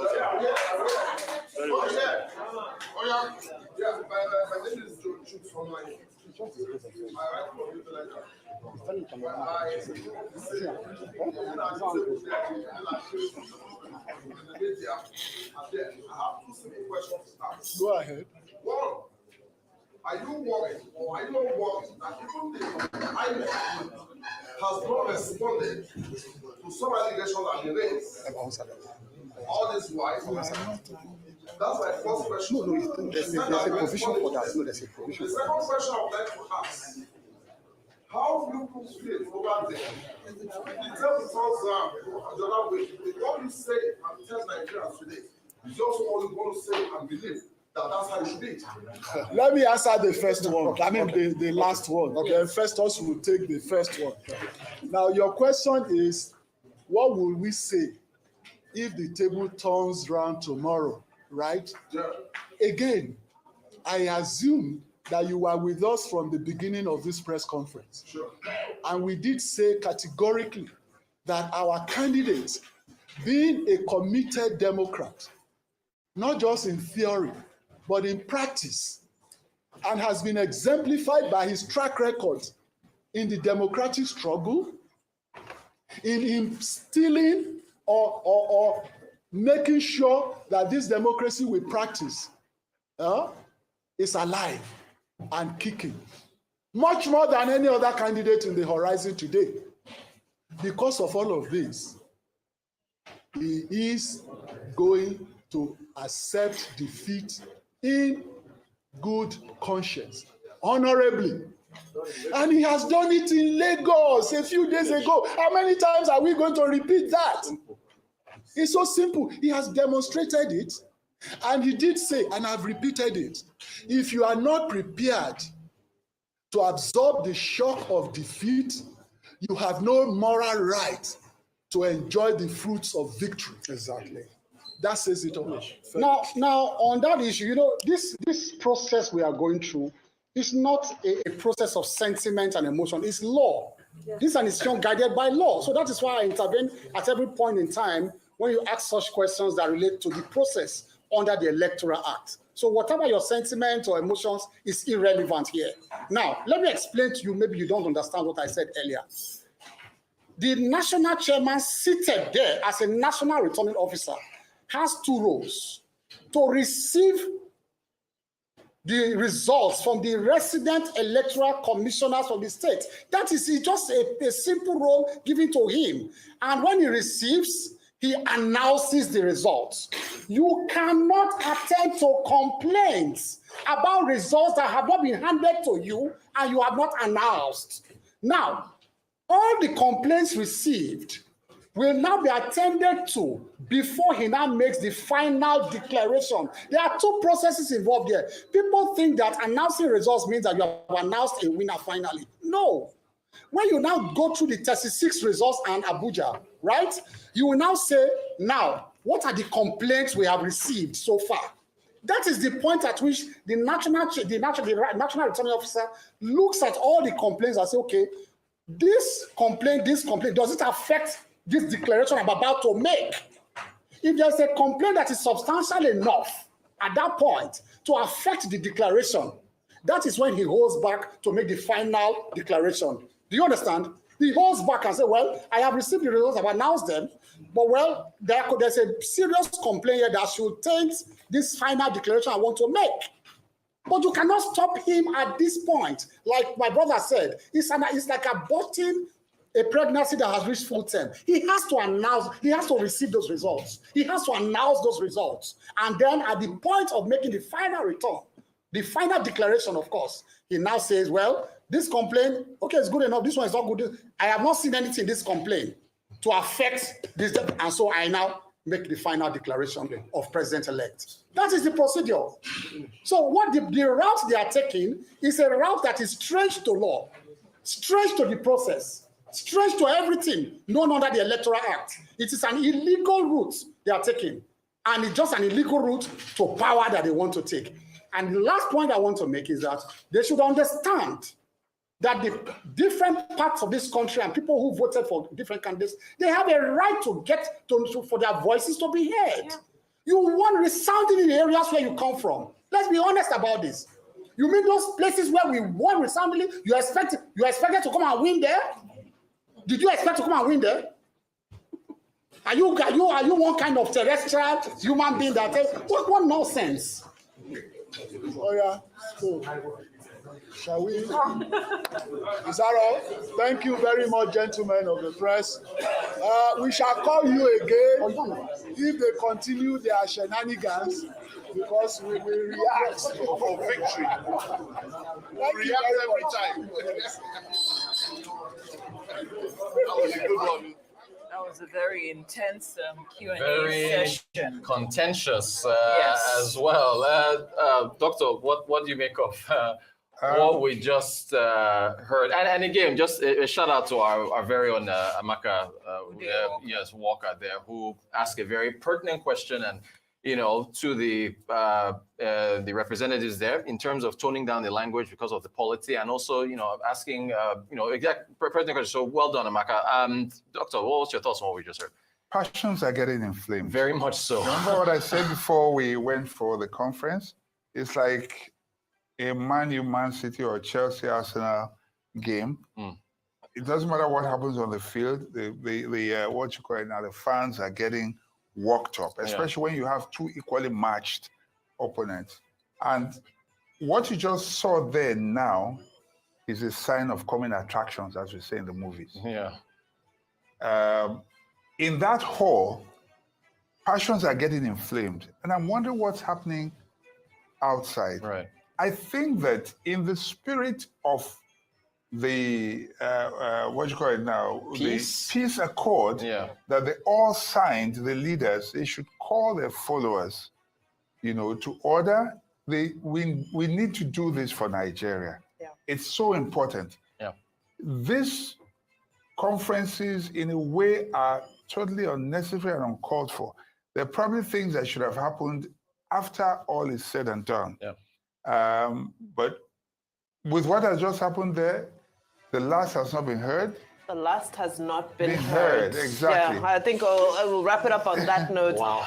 Dr. Victor Ohai, it's been an absolute pleasure having you in the studio. Thank you for your views and your insights. And this is where we wrap it up on this particular segment of the Arise continuous coverage of the 2023 presidential and National Assembly elections. We'll take a very short break now, but when we come back, Hawa Mukan, Aaron Akerejola, and Temitope Fabemi will take over the anchor duties from Simon Mbai Mutiniri Epeyong. I'm Ruti Sodiri. Thank you for staying with us. And I'm Cynthia. Have a good day.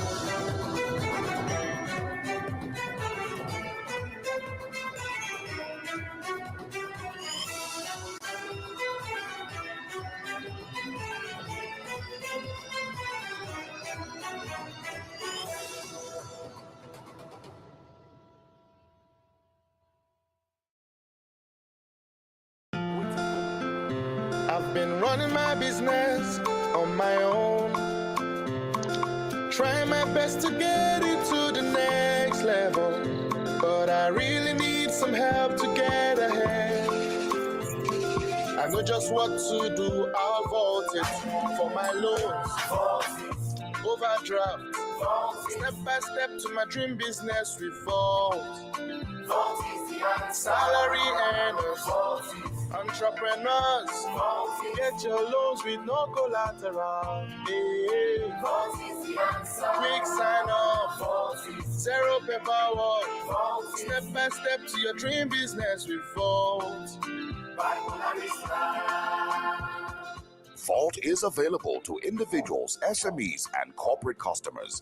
Download Vault by Polaris Bank from the Google Play Store or Apple App Store to get started today. Vault is the answer.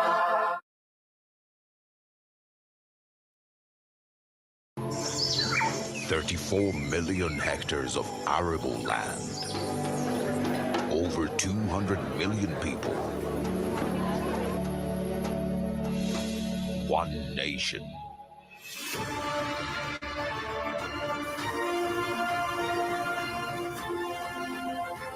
Home to Africa's fertilizer company.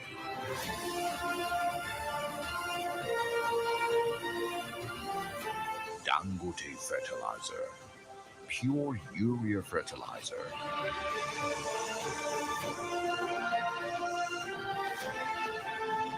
With one single-minded passion to feed Nigeria. Every bag is a potential, an aspiration to turn this green nation into the biggest food basket of Africa. Dangote Fertilizer.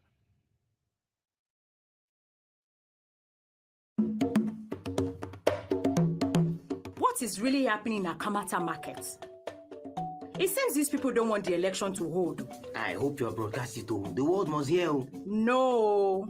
Is that how you people share sensitive news like that without verifying it? If I may ask, which news platform published the news? Jojo sent it though. Jojo? Is Is that not the same Jojo that posted a fake election result the last time that almost caused a riot? You know they forget something. No. In this election season and after, one must be very careful. Or do you want to set the country on fire? Haba. Fake news is a threat to a free and fair election and to peace and security. So, before you share any news, check to be sure the source is credible. Check if there are supporting credible sources. Read beyond the headlines. Check the author. Check the date. Check your biases. Ask an expert or send to a fact-checking organization for confirmation. Say no to fake news. This message is brought to you by the Center for Democracy and Development, CDD, with support from the UK government.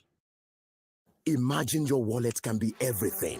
Well, almost everything your bank is to you. That's exactly what First Money Wallet is. First Money Wallet from First Bank is another swift and seamless way to bank from your mobile phone. It doesn't matter if you have a First Bank account or not, nor the mobile network you use. Everyone can open a First Money Wallet, and it's very easy. Your phone number is your account number. With First Money Wallet, you can send money using just a phone number, receive money, pay bills, buy airtime and data for yourself or someone else, and check balance. You don't need a bank account at all or BVN to enjoy the boundless possibilities First Money Wallet offers. All you need is a registered phone number, and you can fund your wallet easily through your First Bank account or any bank account and debit card. What's more, First Money Wallet is highly secure with fingerprint technology and PIN. And when you need cash, just walk up to any First Money agent near you to withdraw money. No smartphone, no wahala. Just dial *894*1# on any phone. So it doesn't matter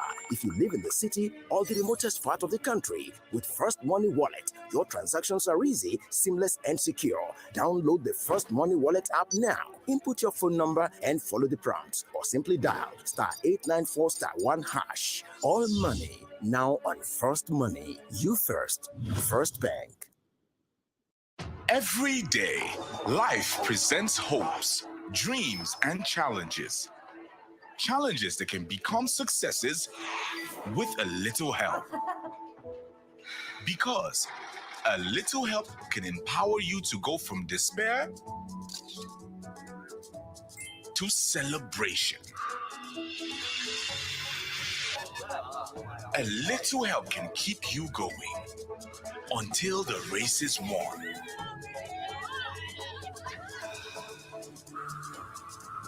A little help can turn bundles of anxiety into a bundle of joy.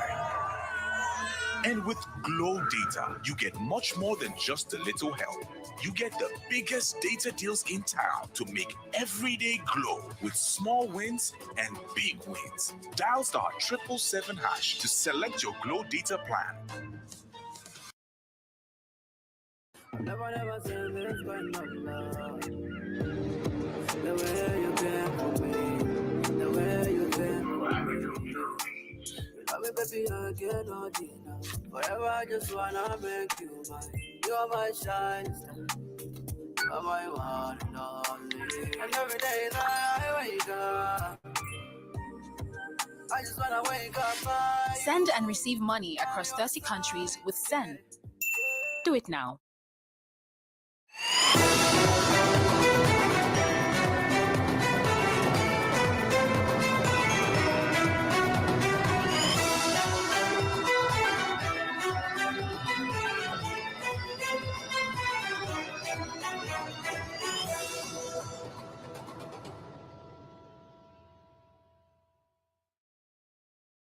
The Independent National Electoral Commission has again postponed the collation of results for the 2023 presidential election at the International Conference Center in Abuja. INEC National Commissioner Festus Okoye at 2 p.m. on Tuesday said collation will now resume at 3:30 p.m. He explained that though the results from the 5 states are available, the commission expects at least 10 more states to join today's collation. Welcome to this segment of the Arise News continuous coverage of the presidential and National Assembly elections. Great job indeed to our own Vimbai Mutiniri Epeyong and Rhoda Sodiri and Cynthia Ara, of course. I am Hawa Mukan. And I am Aaron Akirichala. Welcome to the show. And I'm Temi Tokwe Fagbemi. For the next 3 hours, we shall be bringing you all you want to know about Nigeria's presidential and National Assembly election. Stay with us.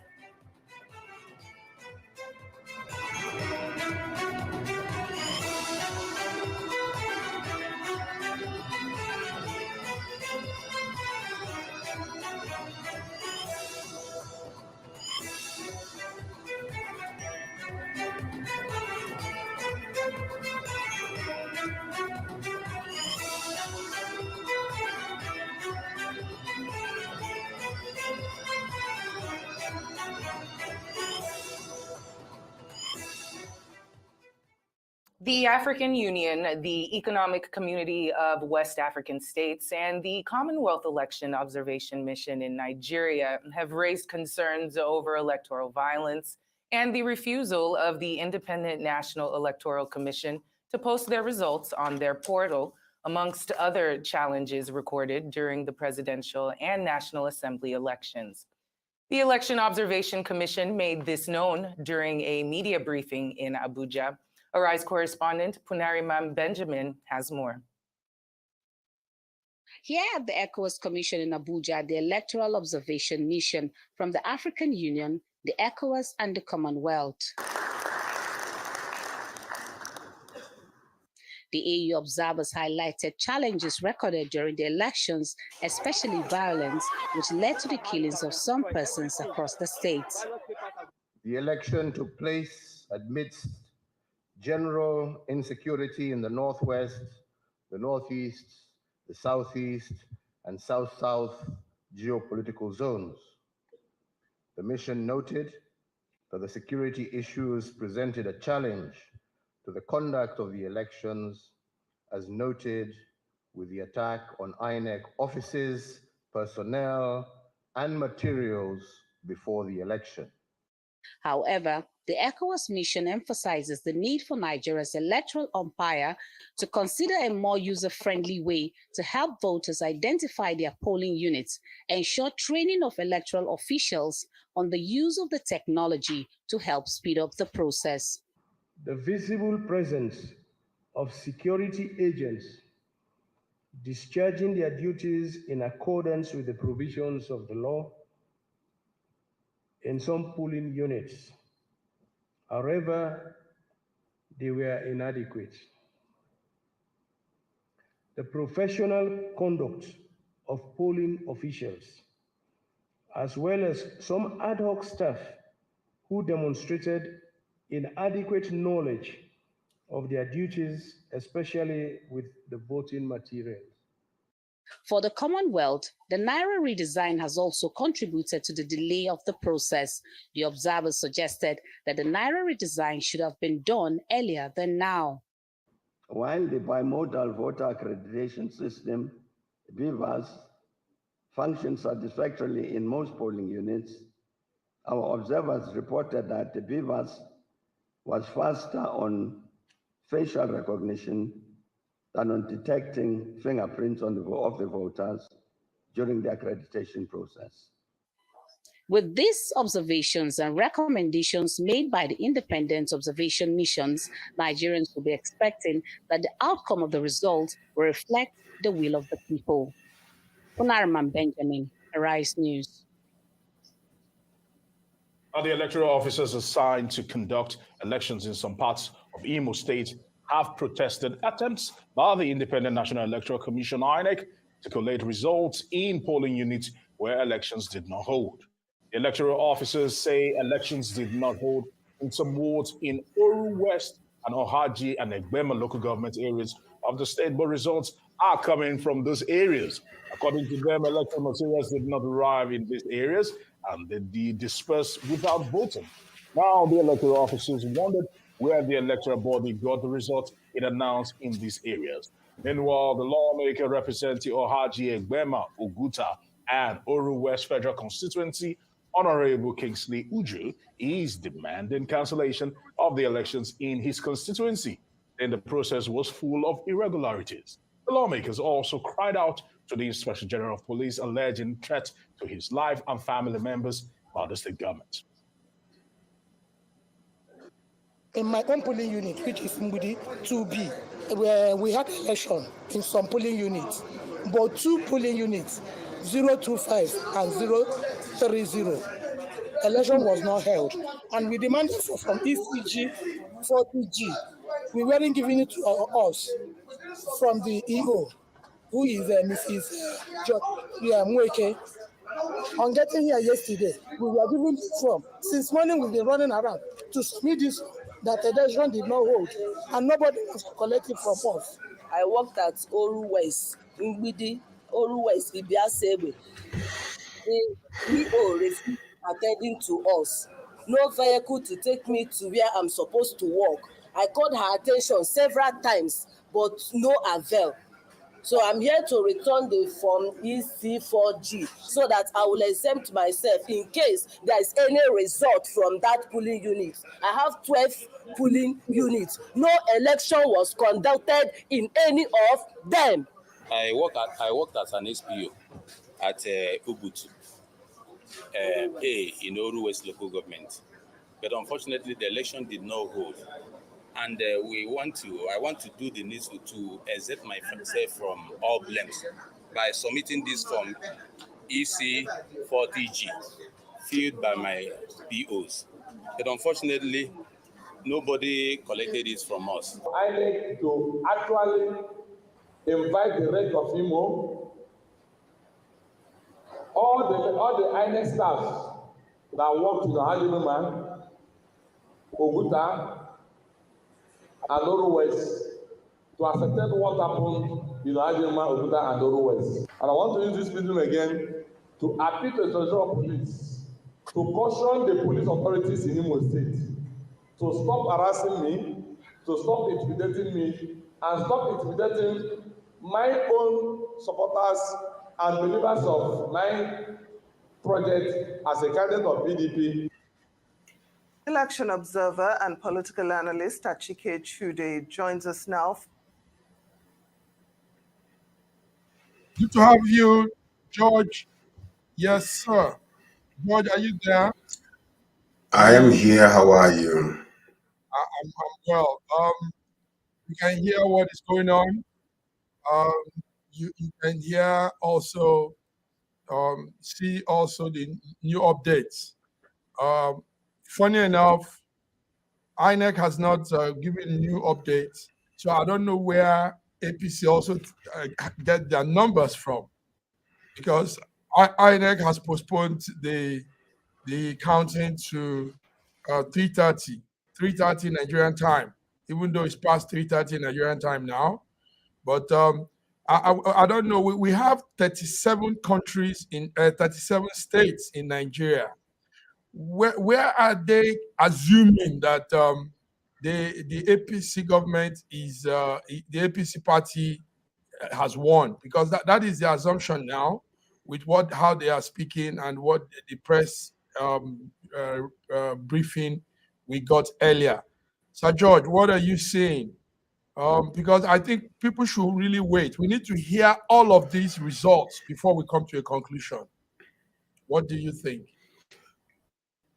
Well, what I'm thinking is what you call the sham of democracy in Africa, and what we also call what you call wolf ticket. Wolf ticket is when you feel like you come out and start shouting that you won, then all of a sudden it will start being reported that you won.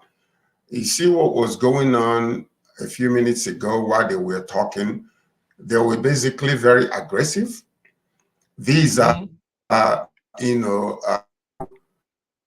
with self-interest, not in goal. So we saw that, and we also seeing for them bending the rules to fit their own, desire in, quoting laws that will affect them positively, rather than, nobody comes out to say, okay, well, we believe that the election has been rigged, and which has been widely reported. We saw that during the election day. It started peacefully, but eventually things went haywire. And we have seen some states whereby the number of people that were present to vote for a particular candidate was not well represented in the final results. So, the question is, we're going to allow the process, we will allow the process. When you are on your way and you see that something has faltered, that something is definitely wrong along the way. Now, I am, every single one of them, when this thing explodes in Nigeria, they will all run away. And therefore, I will warn every one of them to be careful how they present themselves and the kind of languages they use in presenting themselves, because they will become targets also for the people that know that their votes were not well represented, that they were disenfranchised from what they expected and what they know is not being represented in the final result. So that's what we're saying here. They're claiming, we want democracy. Democracy is this, democracy is that. It's only because it's affecting them positively, and where their stance is that, okay, we also ourselves into this government, but it's not going to happen in Nigeria. The youths are tired. Yes. The youths are hungry. The youths are angry. If they are not careful, like Obasanjo said, Nigeria will volcanic eruption that took place, the earthquake that took place a few weeks ago, they have never seen anything like that. And that to be careful in the type of languages that they are using. George, we just saw from Imo State, southeast Nigeria, about 6 electoral officers said they didn't conduct election in their booths, and each of these officers probably have about 10 to 12 polling booths under their coverage, and they said nothing happened. Now we also know that the same Imo State last year, a group called the CCUP said they imputed numbers from nowhere into the INEC registry, claiming that those numbers were the people that have registered to vote. And now Imo State has also brought out its results to say APC won. And we heard from the mouth of a PDP stalwart, former Governor Emeka Ihedioha, said he monitored the few places they did election in Imo State, and he confessed in front of the public, the press, that LP, this is a PDP man saying LP won Imo State. But what we saw in the INEC registry is now that APC won Imo State. So what do we make of all this? I mean, in the bare eyes of Nigerians, in the bare eyes of Nigerians, all of it is just the tip of the iceberg. Go ahead, George. This is nothing but a tip of the iceberg of what actually took place. The way that they manipulated the election. Now, you remember the young man that you mentioned that discovered this particular erroneous act of the government in Imo State. He was intimidated. His house was burned down. His cars were destroyed. And up until today, we don't even know he stayed anymore. They try to shut him down. So now what you are seeing is that most of these places that are reporting that there was no election, well, they imputed those numbers in there and then sent it to the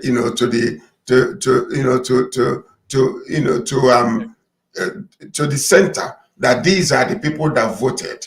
So what we are seeing is a massive, and I know that's your name, but massive corruption and disenfranchising of the people that had painstakingly gotten their PVCs, went out and stood under the sunshine to vote.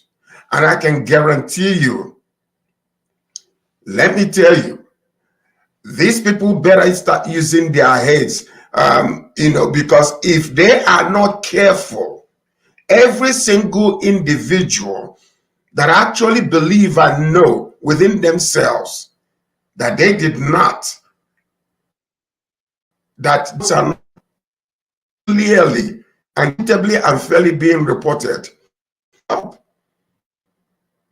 they will rise up. You can take that. I heard these are sitting over there, all of the APC talking. They will run when he comes. Obasanjo already advised the president, stop the election, let there be a rerun so that we can fairly and equitably and judiciously make sure that each person's vote counts. If they go under and think they're going to come and take it, Nigeria will explode. So we do it peacefully by stopping this election and declare a rerun, or we do it the other way, because it's going to be jungle justice in Nigeria. People are angry. You can sense the tension all over the place. You can sense the tension. It is so thick. The military cannot contain this. I can guarantee you that.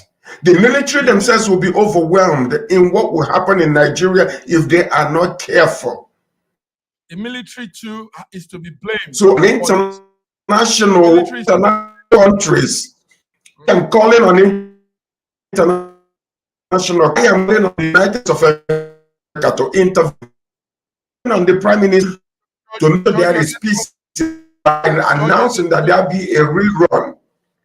George, your network is failing. We are not hearing you very well. Is Say there that something again? you can do? Your network is failing. Oh, you're not hearing me? Yeah, but we're hearing you, but it's cut. It's breaking.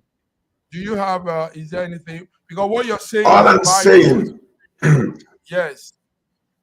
What you're saying is important. We are calling. Also, we are calling on the international war, President Biden. And the Nigeria company. Okay, George, we can't hear you very well. We need peace in Nigeria. We are going to go to we want to go to our partner network, Arise Station. Labour Vice President candidate is speaking. Let's hear what he has for us. George, maybe you could also use that time to get the network well, because what you're saying is important. Yeah, let me see what I can. Okay.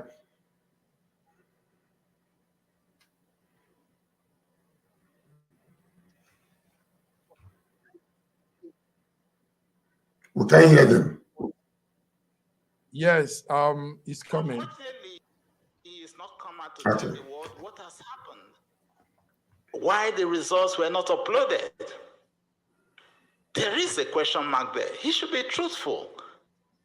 As I said, section 26, he had taken an oath to be neutral and impartial.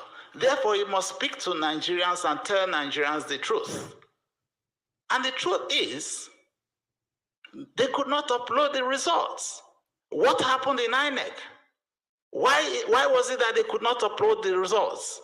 So something is wrong. Something is wrong inside INEC. Either they have connived or their system is down, but they must tell us the truth. If the system was down and they knew it was down, they ought to have postponed the elections. If the system was not down and they did not allow the upload of the results from the units, it means that they have connived and they are no longer neutral and impartial. So under this condition, there is no moral justification for further collation of the results, because it is so expressly stated in that section, the section 64 at 4, and that is 64.4 at A and B. So clearly stated that if the polling unit results are not transmitted, it means truly that there is nothing to compare. So you cannot raise the hope of Nigerians. And I'm sure that we've seen that video where he spoke to Nigerians, because he was under challenge in November. And he spoke to Nigerians very clearly. And we're aware that he was under pressure at some point in time not to transmit results. And the civil society and everybody gave voice to him to enable him stand firm. And now, just on election day, they could not upload results. Something is fundamentally wrong. That means from the beginning, they had already planned the process to fail. But unfortunately for them, they have gone against the very act under which we're supposed to go on with the elections. So if you have failed to go by the law, and that law says it didn't say may, it says shall. It's a mandatory provision, so he knows that the only way out is to cancel it. You cannot say, let me proceed and conclude, then I'll review. Who is reviewing who? He's the chief returning officer.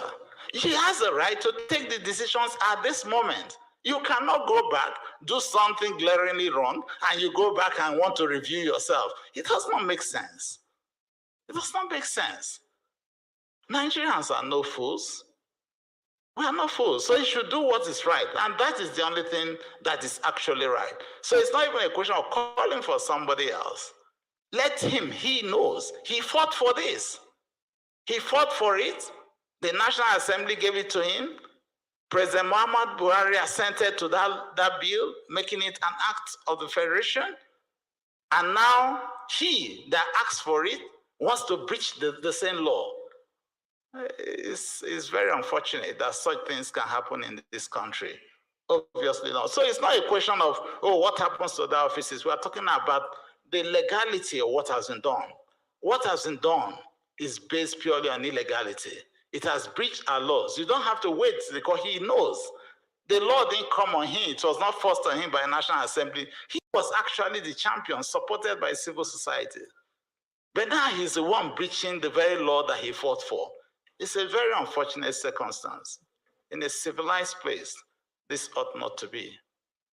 If he knows that he cannot keep to that which he asked for, he should honestly on his own step aside. That's what we expect. Otherwise, he has to do the right thing. And that actually is the process. So there's no question of a transitional process. If their portal is down and they could not upload, and therefore they cannot compare results, and they know they breach the Constitution, the only honest thing to do is cancel the results and then call for another election day. I know that some people ask, what about the cost? There's no cost to democracy. Whatever is right is right. If this country has to source for money in order to go forth, to give Nigerians a credible election so that we can give hope to our country that there's a future for this nation, we have to go on, even if it involves us borrowing money from any source. Democracy, that's a foundation. As long as that is broken and there's trust deficits in this nation, we will not be able to move forward as a nation.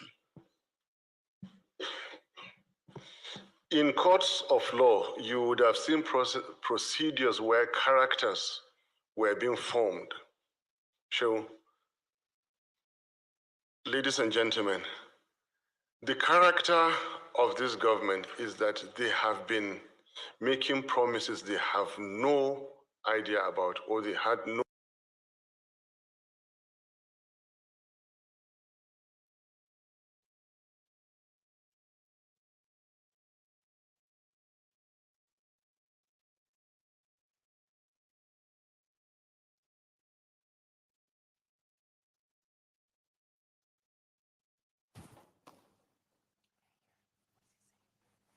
Are you there now?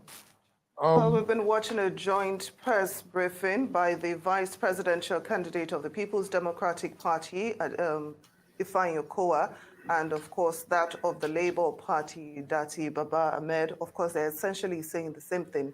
They believe that the validity of the results been released by INEC should be questioned. They're wondering why the results were not uploaded as promised before the election, and essentially saying the same thing that their parties have been saying since, that the election should be cancelled. Now, of course, Achike is still here with us in the studio, and George, you had more Yes. what they were saying. Yes. Exactly. you heard what they were saying, and yes, there's something we're seeing also that is really interesting, and that is all opposition parties are merging to take a stand, take one stand. It's an interesting development. We've never had our democracy like this before. A situation where the opposition parties come together and are saying the same thing. They're all shouting a woof, and they're all saying no to cancel and rerun, and the same. Everybody's saying the same, and they are saying it together. Normally when there are things, situation like this, they say it from different angles. Each one of them say in their different secretariats. But in this case, they are sitting together in one place, and they are all saying there has to be a rerun. The whole thing is a sham. INEC has failed. INEC should get it right. And they're all saying those words. We saw that earlier with the chairman of all the parties, all the political parties, the opposition, ADC chairman, PDP chairman, Labour chairman, all of them were there, and they were all speaking the same voice. So what are you saying with this? Are you saying something like one block now forming to go against APC as the opposition? Well, you see, when the wrong that is being done is so visible, and people wants to blindside us by too much talking in English, that is what the problem is. Okay, look at we were discussing a few minutes ago regarding what happened in Imo State, how he came out openly and declared that according to his own observation and what he said. Yes, sorry, George. Let's go back to the studio. They are back again. The network went off. Let's hear them. Then we'll come back. There's so much to talk about, and you're doing a great job there, giving us your insights. Okay.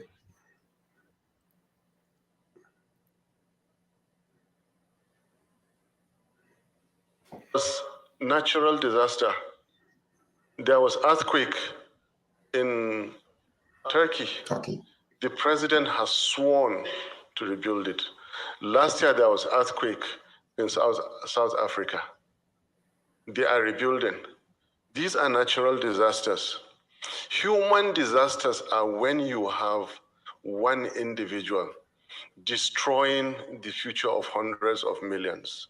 They are worse than tornadoes, most powerful tornadoes. They are worse than earthquakes. 60,000 people died in Turkey. Remember, 800,000 people were killed in Rwanda. One individual brought Somalia to its knees. One individual brought Iraq, an ancient civilization, to its knees. One individual brought Libya to a sorry state.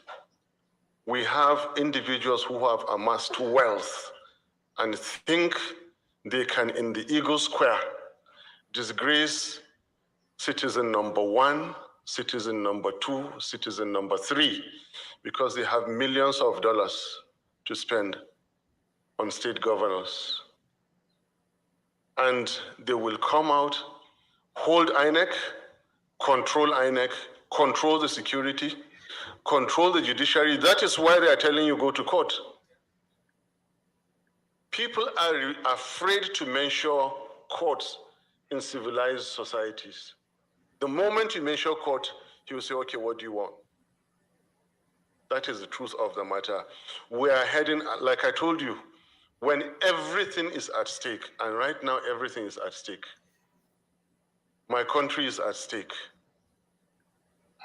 So I'm ready to deploy everything I can within the Constitution, not to let this happen.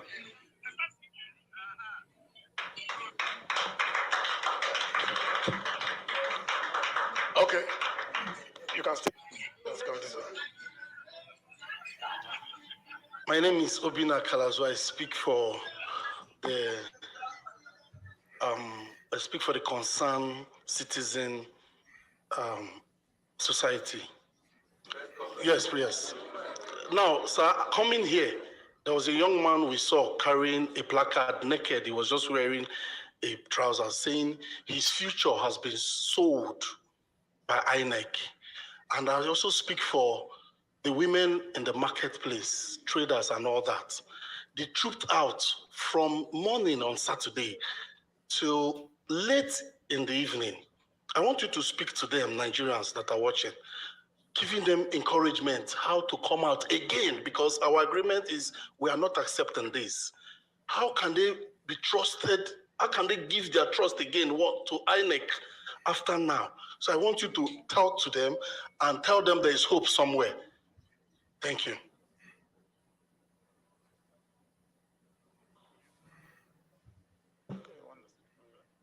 Okay. First, we want to ensure that the process is followed according to the rules of this country. The Electoral Act is very clear. The INEC guidelines are very clear. The Constitution of this country is very clear. It is for us to defend the rights of the people. We are not asking for anything unusual. We are asking for the right thing. Nigerians must collectively stand up for their rights. We're here to continue to talk to the conscience of our people, particularly the INEC Chairman and those who work with him. And we'll continue to emphasize this and to re-emphasize it. He has a moral obligation to save this nation by doing what is right. That was what he was appointed to do, and that is what he ought to do. Any other thing is wrong, and he cannot continue to play with the future of our children. He cannot continue to play with the future of our mothers. And we call upon him to do what is right. I have said earlier, if the law was forced on him, it's different. He fought for the law along with the civil society organization, for which we are truly very grateful to our civil society members across this nation. They fought for this, and he was with them all through on this.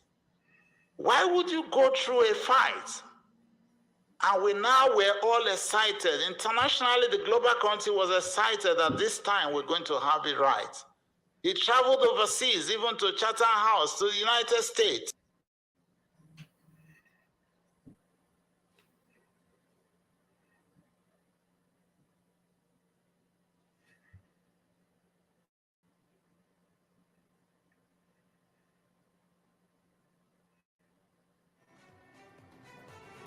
Okay. George. Because you have, no matter what you think you are, until you're a man of integrity, having sworn to an oath, he's just but nothing. So I just hope that he will save his name. He's already down, but he still has an opportunity to save that name by doing the right thing. And it's very, very clear. In the first instance, I talked about that section of the Electoral Act, and the Electoral Act was all-encompassing. Oath of neutrality. All staff, electoral officers, presiding officers, and returning officers. And he is the chief return officer, so he's one of those persons. And security officers taking part in the conduct of an election shall affirm or swear to an oath of loyalty and neutrality, as in the second schedule. He knows what is right. He has to save Nigeria. It is only when he does what is right that we can be sure that we truly have a nation of our own. It's only when he does what is right that the children of this country, the youth of this country, will realize that there is still hope and that there's a nation, Nigeria, that they can call their own. We appeal to him that he should not dash the hopes of millions of youths in this country, because he'll be bringing a curse on himself and his generation. And I don't believe that he ought to do that. He's a man who fought for what was right along with others. There is nothing, no amount of pressure from anybody, No amount of inducement for anybody should cause him to do what is wrong. There is a law very clearly stated in section 64(4) AB. And going through that, even to that section 64(4), 5, 6, 7, 8, is very, very clear. He knows what is, I guess he knows what is in the law. He also drew the guidelines in section 38. He just has to keep to what is right. He has to save this nation by causing a cancellation and putting a stop to the further collation that is going on. That is the only way we can truly secure the future of this nation. And as for Nigerians who are waiting, I believe that Nigerians know what is right to be done. We cannot sit and watch and allow one man or a team of men to destroy the future of this nation.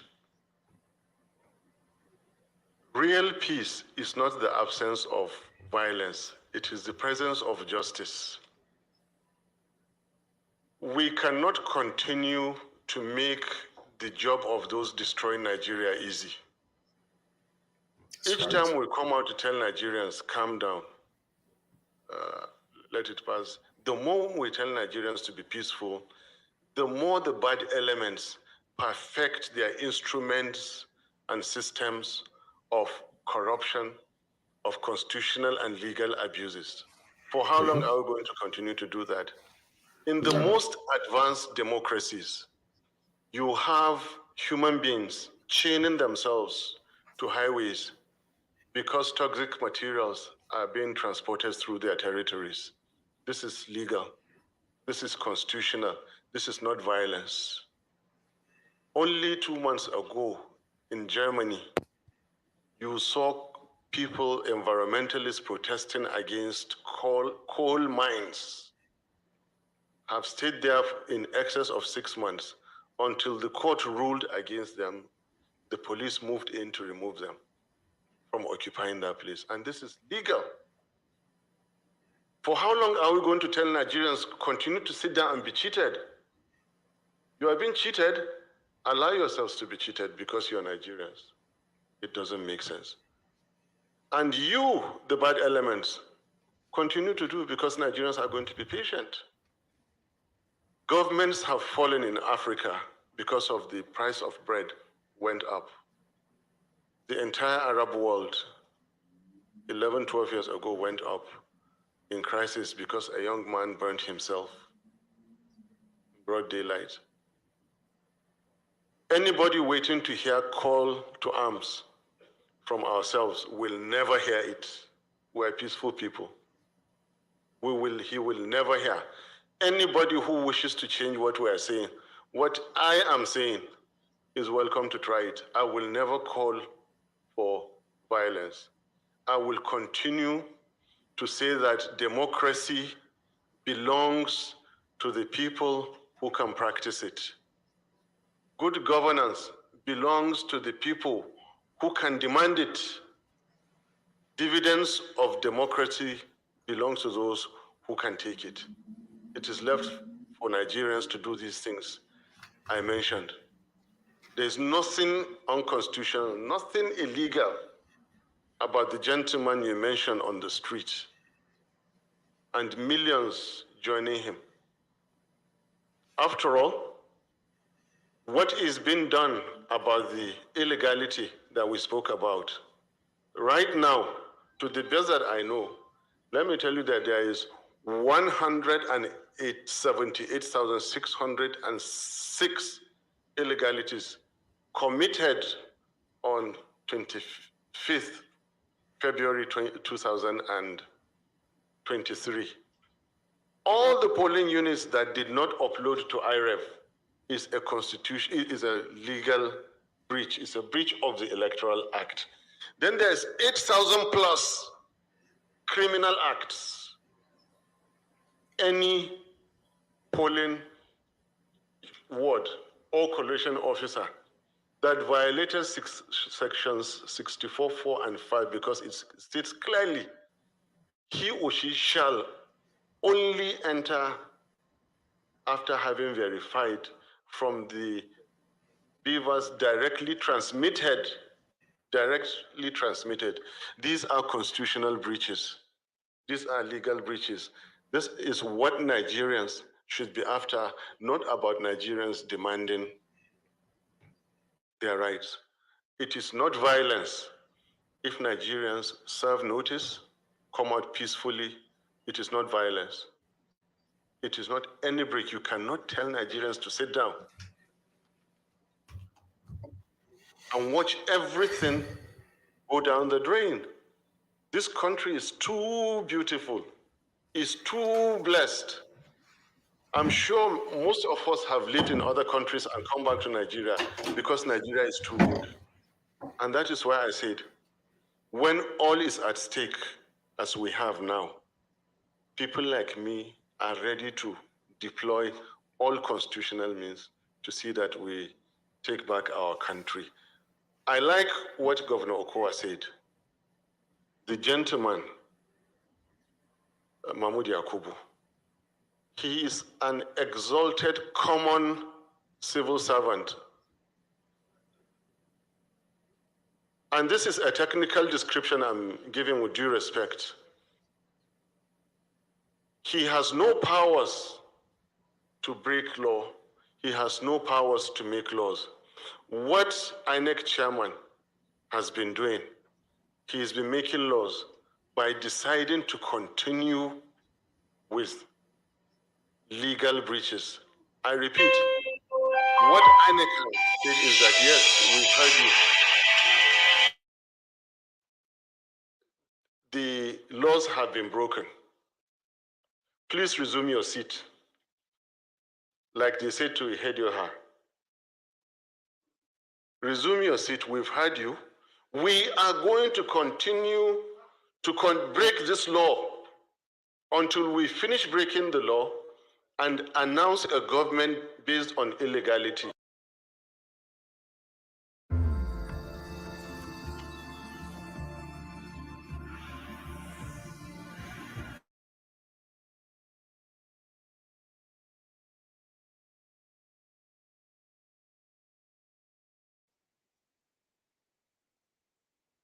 George, you can hear. Yes, sir. Yes, so it's really pathetic, George. It's pathetic that we are going through this whole thing over and over again in Nigeria. Let's continue. Let's continue Yes. with them. Let's continue with them. APC, where they had a presser there, the spokespersons had a presser, and Festus Keyamo in particular says, what your parties are demanding for are alien to the law, and if it goes ahead, that if INEC goes ahead with cancellation like you are demanding, it will result to abortion of democratic practices. I am giving you their exact words this afternoon, and of course we even heard someone said it's even treasonous if the INEC chairman attempts to do that. And this is two opposing views. You have yours and they have theirs. And it's up to the INEC chairman who we're waiting for to respond and see which way forward. But my question to you this afternoon is, if he refuses your demand, which is cancellation number one, aside from his resignation, which you have called for, what next for your parties? That is my question. Thank you. I listened carefully to the names you mentioned. If Tinubu speaks, if Shetima speaks, we'll respond to them. Governor Okowa and my humble self will never join issues with those people. Then your second question as to what next, I relate what you asked to what the gentleman asked and my long, laborious answers. Nigeria belongs to who? To Nigerians. What did I say about democracy? It belongs to those who can practice it.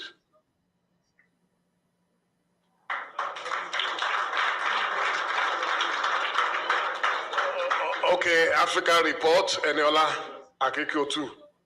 Good afternoon, everyone. Good afternoon, gentlemen. You've asked for the cancellation of the result. I want to find out from you, will you be approaching the court to enforce this, or will you be applying for maybe an ex parte order, an interim injunction, or anything like that? Thank you very much.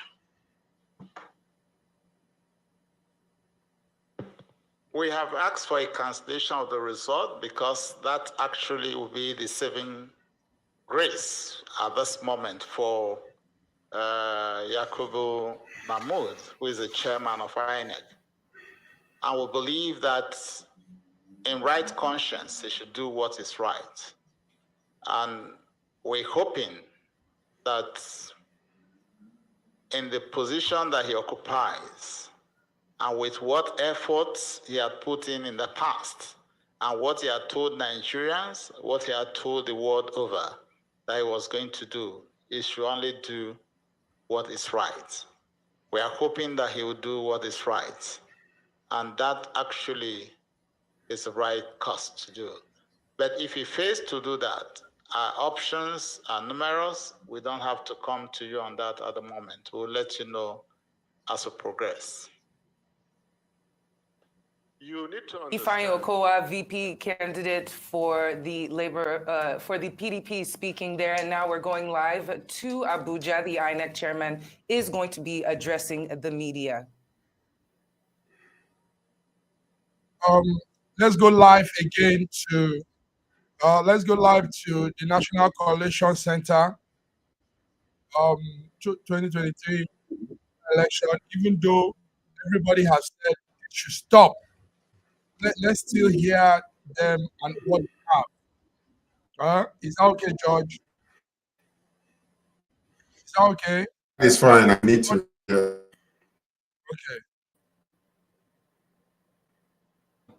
Like the saying goes, they said the show must go on. Not because we just want to have this as a show, no, but because it is one of the building blocks. And this country is a promise of greatness. And Mr. Chairman, my members are here to encourage you to go ahead and ensure that the process is concluded and concluded well, so that some of our members who may have issues can now do what the process already has made provisions for, which is to seek redress. So we want to say that because of this country and because this movement matters in this country, of course, without prejudice for whatever position some of our members must have taken, we want to be on the side of the history that this process is concluded and Nigeria becomes greater. So we want to thank you very much. I want to assure the people of this country that as political parties, we are on the same page with them, but we must conclude this process so that we can take it after the end of this process and do whatever the law says we can do. Mr. Chairman, that is the position of IPAC, that is the Inter-Party Advisory Council, that we want you to continue and conclude this process. Thank you very much for giving me this opportunity.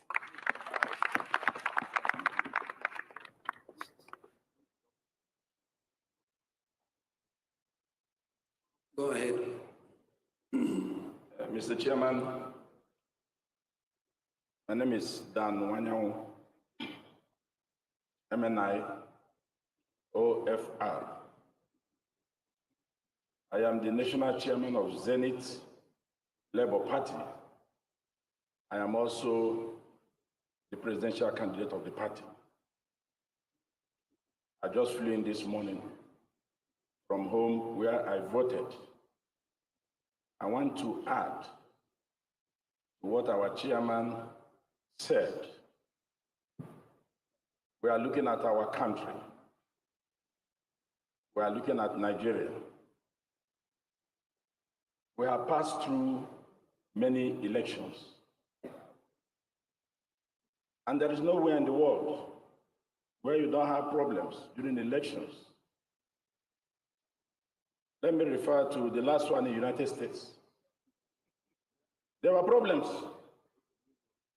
big one, but the country moved on without prejudice, as he has said, to whatever problems we have seen in the process. We don't want to pull down this roof. We should not pull down Nigeria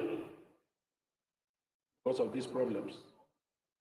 Nigeria must exist first before we become whatever we want to become. And the processes are laid down.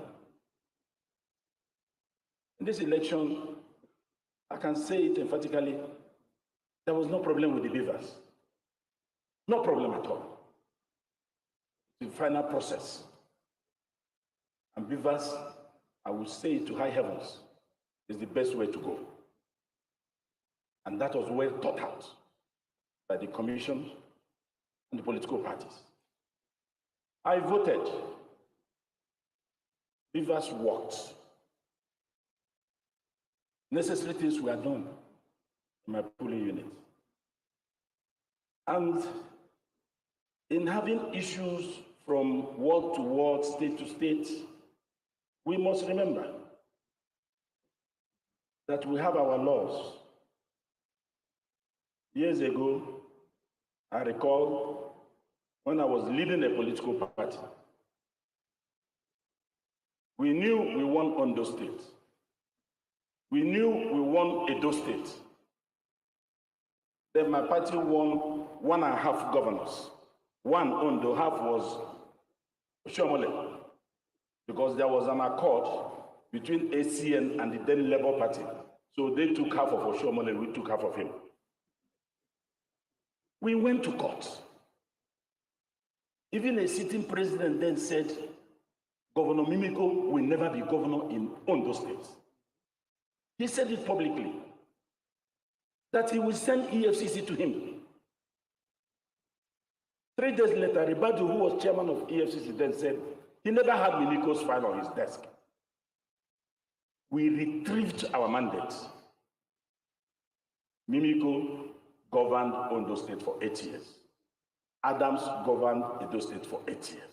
That means there is confidence in the system. If we disagree or we have problems, we have the laws, we have section 64 of the Act, where even you are empowered to review some of these problems that have been reported. You can review them, take a position. You can reverse some decisions. So, but why the political parties met today was simply to talk about our country first. We have no order. And nobody should come and tell us to be on the street to destroy our country. We love this country. Everything is here. Who could have believed? Because right now, there are many gains from this election. Nobody would have believed on 24th of February that Lagos will fall to a third force.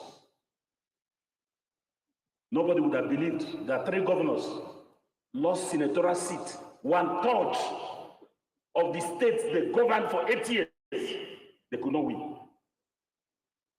Nobody could have believed that a senator like Senator Kunife, who had done everything for her community, including building houses for widows, lost. Who would have believed that an Okada rider is now moving into the House of Representatives? This is the same election. This is the same process. Mr. Chairman, we have party leaders who lost their polling unit. National chairman of parties, they lost their polling unit. This is the same election. We want to throw away the baby with the bathwater. This is the same election. Look, I want to summarize that APAC, through our chairman, has said it all. Mr. Chairman, go ahead and conclude this process. If we have problems, we know where to go. But we have to use that window by Electoral Act given to you to review some of these issues. Reverse them quickly before the exclusion of time. We cannot continue all the time to work this way. Yes, people may have done so many things in the states, yes. But we are convinced as political parties that worked with you all the way, you consulted all the time on quarterly basis. And that's why when we are talking about the process, we know what we are saying because we are part and parcel of it. And we are not ashamed of saying so. Nobody should crucify the INEC chairman. He's sitting here. He's sitting here. But if there are complaints, from about your people, deal with it expeditiously in accordance with the law. That is what we are saying. When Jesus Christ was here as a person, he had only 12 disciples, but one betrayed him. Only 12. Now you are having 37. Why would you not expect 10 to betray you? So let us look at Nigeria. Nigeria is our country. We love this country, but we must still turn it back to be a country that will be flowing with milk and honey. Thank you, Mr. Chairman.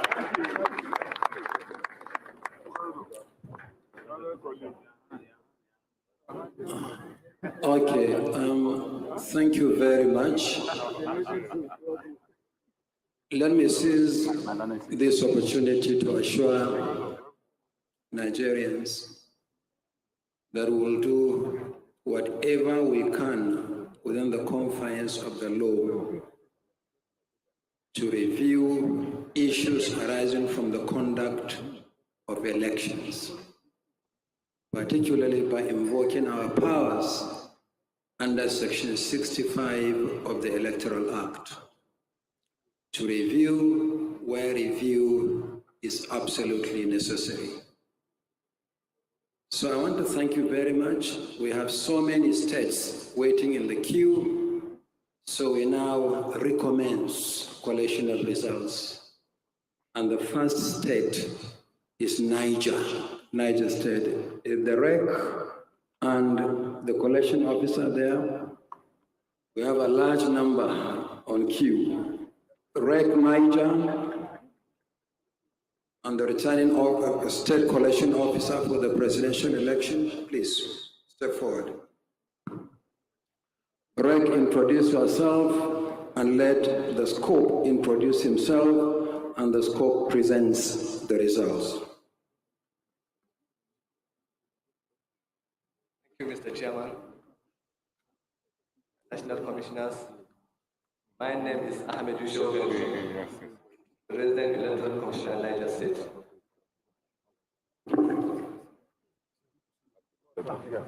My name is Professor Clement Alawa, the Deputy Vice Chancellor Academics of the University of Abuja.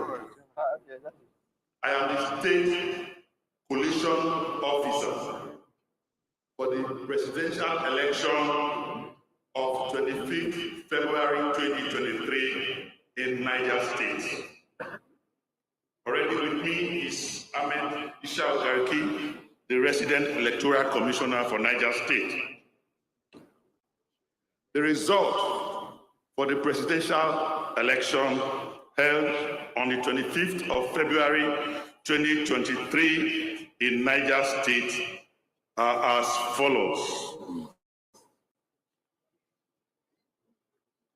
Total number of registered voters, 269,834. 269,834. 8344. Total number of accredited voters, 827416. 827416. Total votes received by the presidential candidate of each of the political parties are as follows. Party A, 463. Party A, 463. Party AA, 752. Party AA, 752. Party AAC, 264. Party AAC, 264. Party ADC, 1656. Party ADC, 1656. Party ADP, 2313. Party ADP, 2313. Party APC, 375183. Party APC, 375183. Party APGA, 2539. Party APGA, 2539. Party APM, 598. Party APM, 598. Party APP, 303. Party APP, 303. Party BP,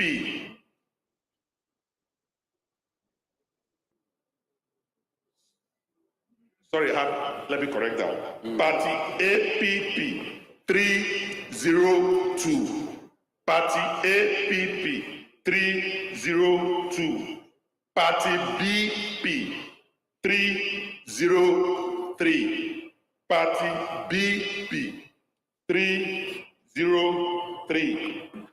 Party LP, 80452. Party LP, 80452. Party NNPP, 21836.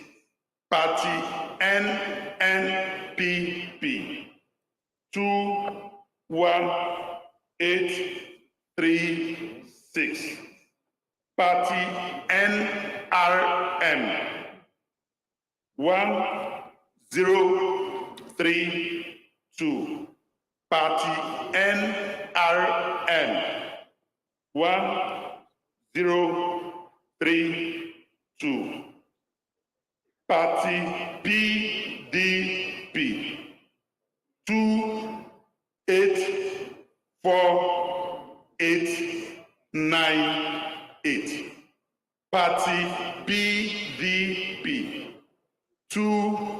284,898.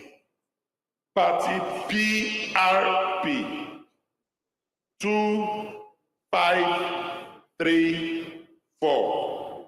Party PRP 2534. Party SDP 520. Party SDP 520. Party YPP 591. Party YPP 591. Party ZLP 2432. Party ZLP 2432. Total valid votes 778,668. Total valid votes 778,668. Rejected votes 34687. Rejected votes 34687. Total votes cast 813,355. Total votes cast 813,355.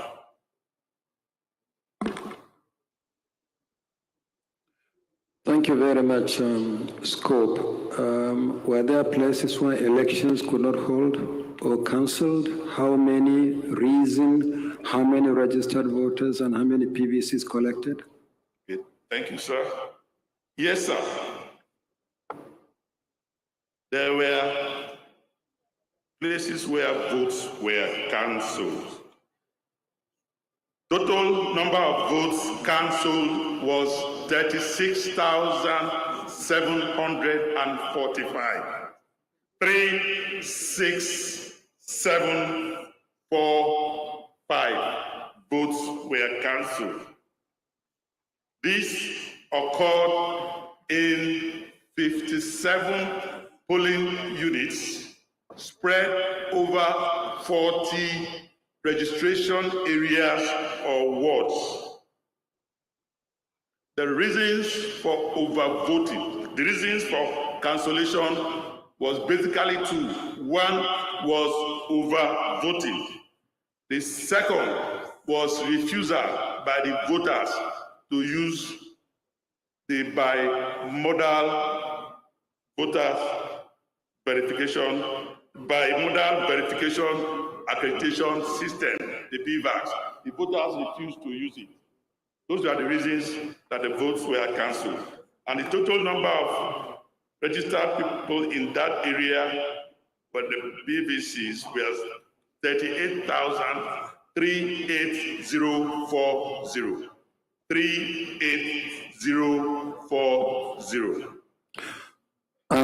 Scope, you have to reconcile the figures because I heard you say 36,745 registered voters, but the PVCs collected is what? Can you repeat the number of registered voters in the areas affected? Yes, the registered voters in the area was 38040. Okay, 38404. And PVCs collected?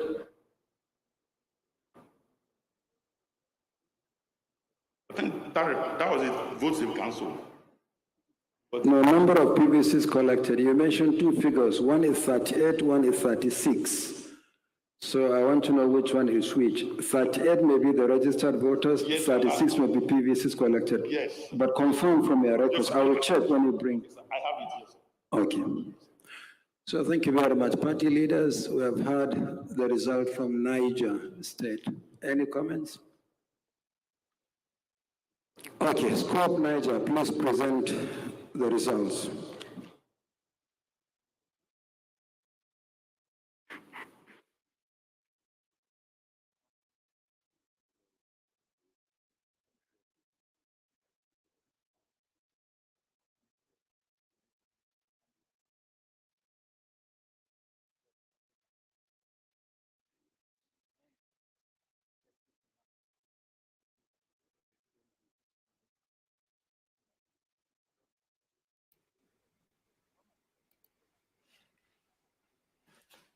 Yes, George, you can hear. George, are you there? Nigeria is still deciding. Yes, I'm here. Very good. So we are connected to the. I can hear you. Very good. So we just had from Niger State presidential results. With that result also, APC has won Niger State. APC with 375,183 votes. APC leads in Niger State. So, but George, the opposition parties are saying, let's stop all this. Let's go to the voting. Let's rerun. Let's do this. Let's do that. And they are still going ahead with the votes, with the vote counts. Well, what do you think? Is it not a waste of time if the oppositions have all merged and they are saying with one voice, let's end this and go for a rerun? Is it not a waste of time that we are still counting and Abuja INEC headquarters is still doing what it's doing? Well, you will not count it as a waste of time. It Mhm. might be a waste of our resources, our, the expectation, everything that took place. But one thing that I can tell you is that when the people understand, because, you heard the two people there that spoke, they're encouraging the INEC chairman to continue with the count to finish the process. And the reason why they want to do that is because if the process is now finished, that means that they will have to announce the winner. Announce, that's what George, we're winner not hearing and you. We are missing you again. Your line is breaking, George. So that means that they are a position is breaking. Yes, your line is breaking. Okay, let's go back to INEC headquarters, Abuja. Our viewers are still with us. Huge number of people still following. You're tuned to SSM News Echo Election 2023 Situation Room. And I'm here analyzing and watching with George Ku from Canada. Also, we are hooked up to our partner network in Nigeria, and we are following at the INEC headquarters in Abuja. So let's go back and hear the next states. They are bringing their accounts. We hope it all goes peacefully. Thank you, George. So we continue.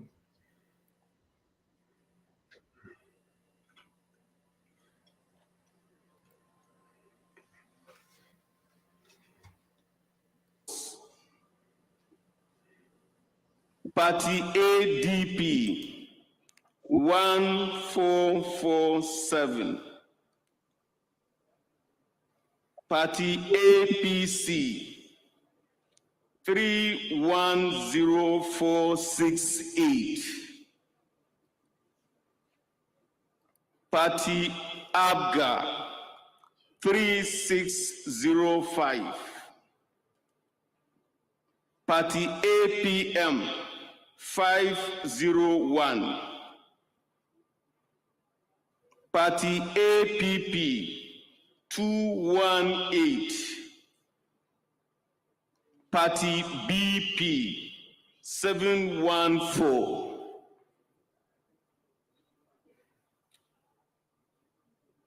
Party LP 308-372. I repeat, 308-372. Party NNPP 4740. Party NRM 484. Party PDP 130081. Party PRP 477. Party SDP 895. Party YPP 239. Party ZLP 3523. Total valid votes 770075. Rejected votes 27687. Total vote cast 797762.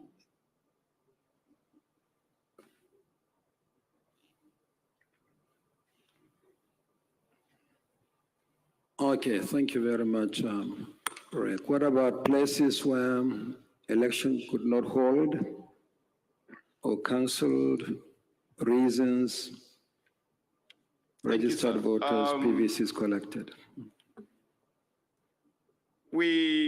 Elections were cancelled in 4 local government areas, and that amounted to 6 registration areas and 7 polling units. The number of registered voters and the polling units affected is 4554. The number of PVCs collected in the affected polling units is 3359.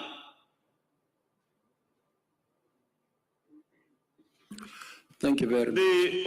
The reasons for the cancellation has to do with 1, overvoting and violence. Thank you,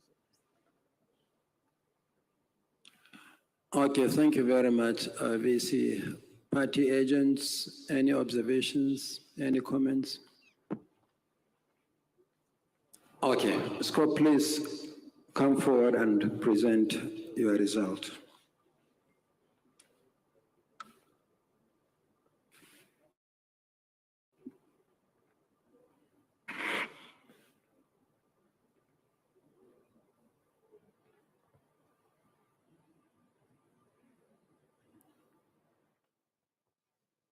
Still watching live coverage of the National Collation at the National Collation Center in Abuja, where the results for Benue State have just been announced, with APC coming in with 310,468, Labour Party with 308,372, and the PDP with 130,081 votes. Of course, NNPP coming in last with 4,740 votes.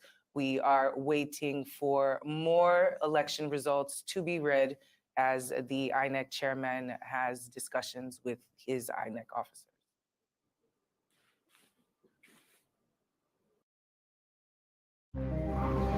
I'll go where the light takes me. For this is my time. Is it a strong plan? I don't know. That light, that's where I go.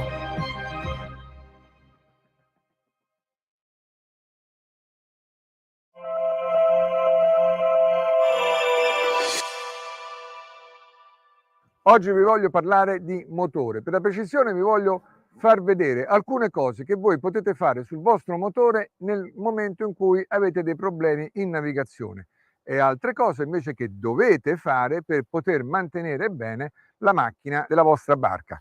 Seguitemi.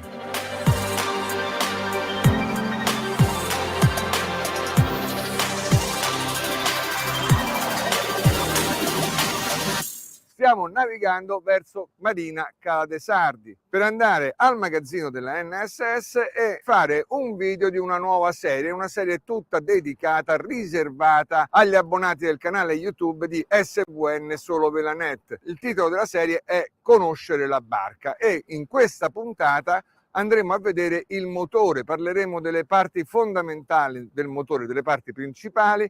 Vedremo quali sono le manutenzioni, alcune delle manutenzioni che noi dobbiamo fare al nostro motore e vi daremo anche qualche consiglio su come levarsi dai guai nel momento in cui questi dovessero raggiungere il nostro motore mentre siamo in navigazione.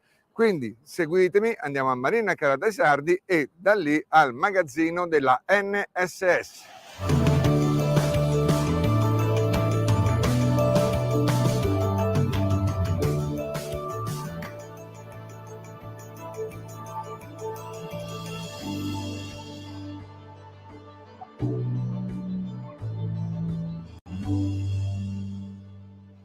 In questa prima puntata di Conoscere la barca parleremo di motore. In particolare parleremo di quei piccoli interventi che noi possiamo fare per risolvere alcuni problemi del nostro motore quando siamo in navigazione o interventi che dovremmo fare invece per garantirne una buona manutenzione. Siamo nell'area magazzino del gruppo NSS, loro qui hanno questo grande magazzino dove hanno tutto il materiale per la loro flotta e per le barche nuove che vendono perché loro sono Lagoon e Veneto. Qui con me ho l'ingegnere Antonio Coi. Ciao Antonio. Ciao Maurizio. Antonio è un perito navale, per cui è una persona che conosce particolarmente a fondo tutto quello che riguarda l'imbarcazione da diporto. Io inizierei con le trasmissioni. Noi nel diporto abbiamo due tipi di trasmissioni. Linea d'asse, ovvero sia motore leggermente inclinato perché l'invertitore sta qua, l'asse che esce dall'invertitore buca la barca, passa nel cavalletto e arriva all'elica. L'altro sistema invece è il sail drive, quello che ormai è più diffuso. Il sail drive è un componente che ingloba anche l'invertitore e ha un piedino che scende verticale, buca la barca, fa un buco piuttosto grande e scende sotto. La differenza è che il sail drive è più complesso perché ha più ingranaggi, però è più efficiente perché la spinta è dritta. La linea d'asse invece è molto più semplice, quindi dà meno problemi, però la sua spinta non è dritta nella direzione d'avanzamento, ma è obliqua, per cui ha un po' di dispersione. Antonio, vogliamo cominciare a dire quali sono gli interventi che noi possiamo fare sulla trasmissione dal punto di vista della manutenzione e dal punto di vista di risolverci dei problemi? Sì, allora per quanto riguarda la trasmissione e propulsione, se parliamo di linea d'asse, la cosa che principalmente possiamo fare quando siamo in navigazione a marcia inserita è controllare le eventuali vibrazioni trasmesse sulla barca. Sentiamo proprio la barca che si muove in maniera anomala.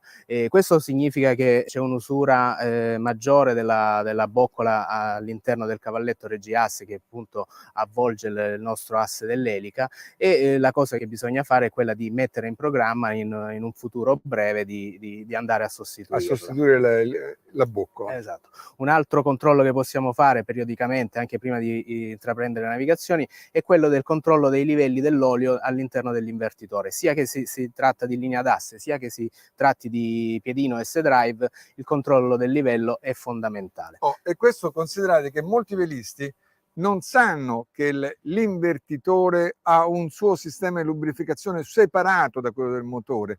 All'invertitore non arriva l'olio del motore, l'invertitore ha un sistema di lubrificazione suo, quindi quando noi andiamo a controllare l'olio del motore dobbiamo controllare anche l'olio dell'invertitore. Se non lo facciamo rischiamo di grippare l'invertitore.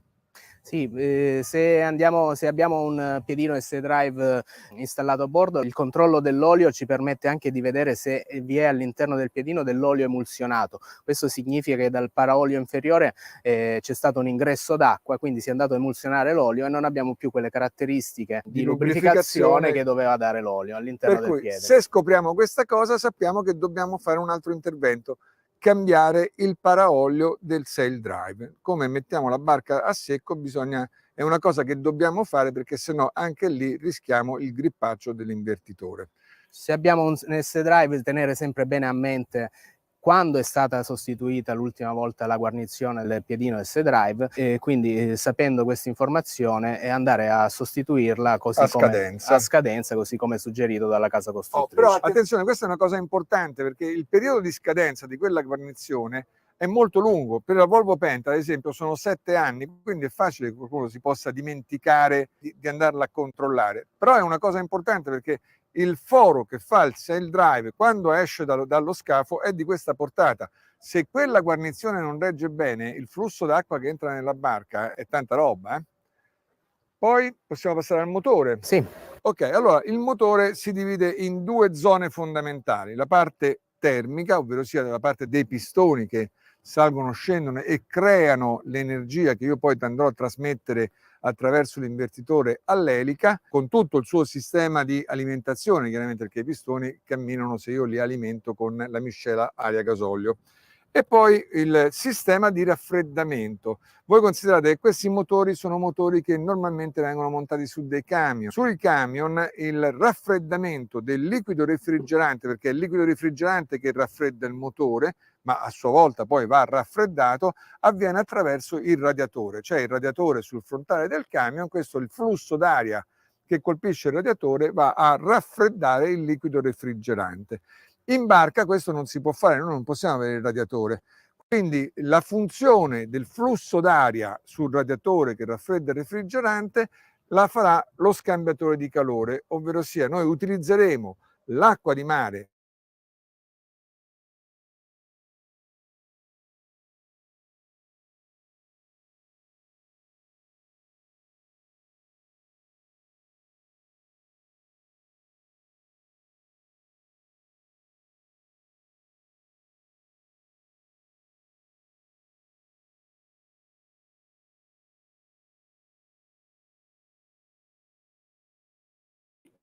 Thank you, Mr. Chairman.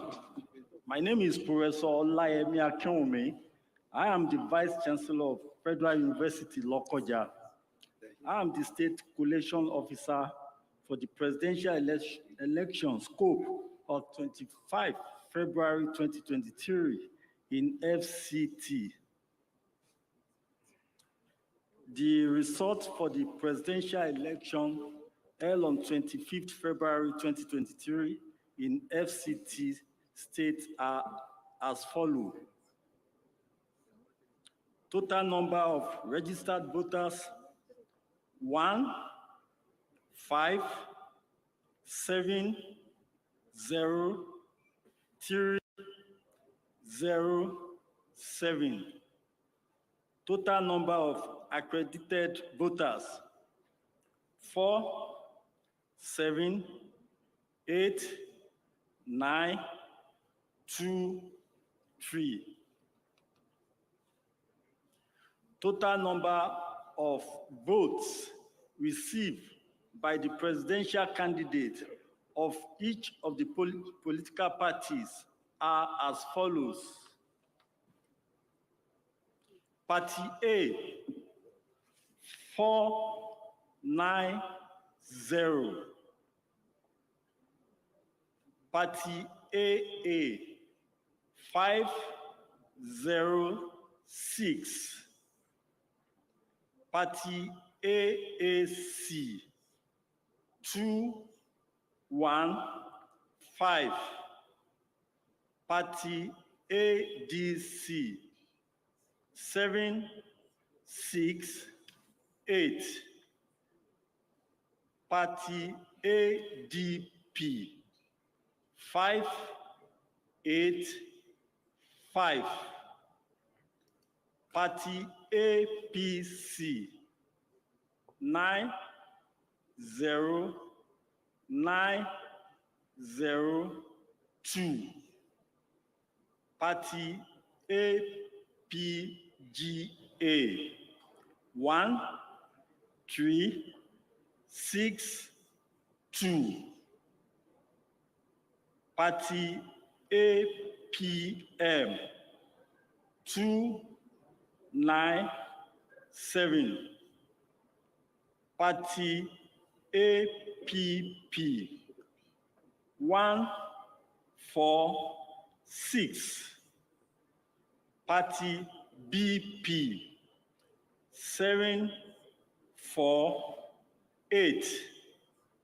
Party LP 2811717.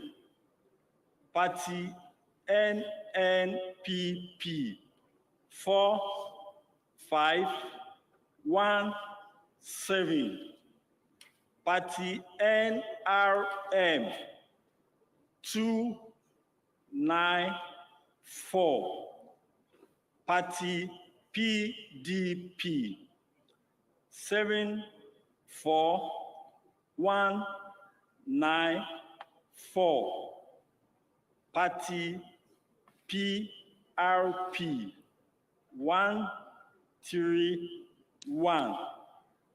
Party SDP 233. Party YPP 335. Party ZLP 2631. Total number of valid votes 460,071.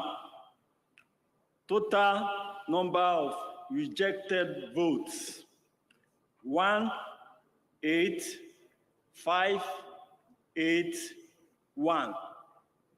Total vote cast 478,652.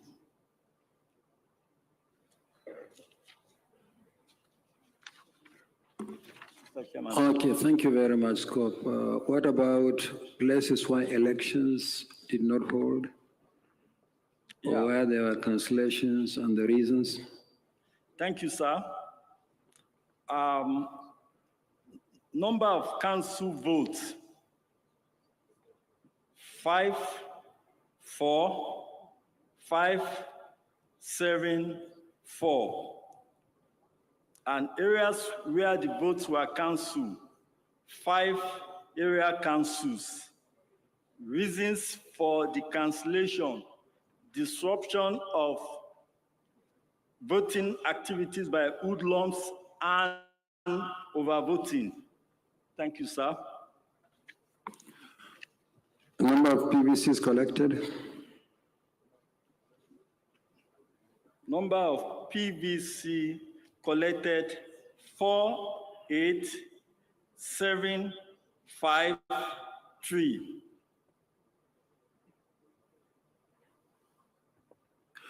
Okay, thank you very much. Party agents, any comments? Any observations? Okay, thank you very much. Scope, Federal Capital Territory.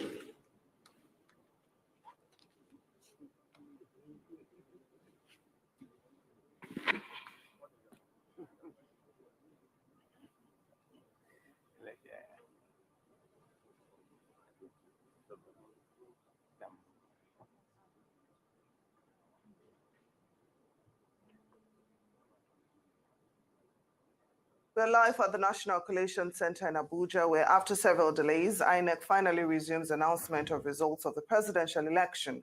In the Federal Capital Territory, Abuja, the Labour Party came in first with 281,717 votes, while the APC came second with 90,902 votes.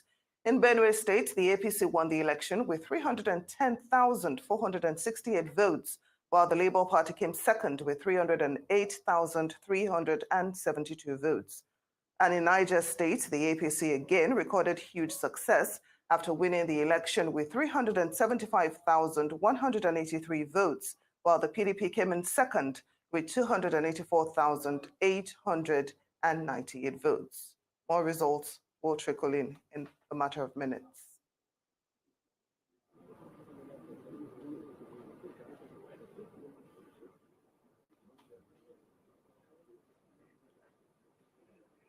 Next is Akwa Ibom State. Akwa Ibom.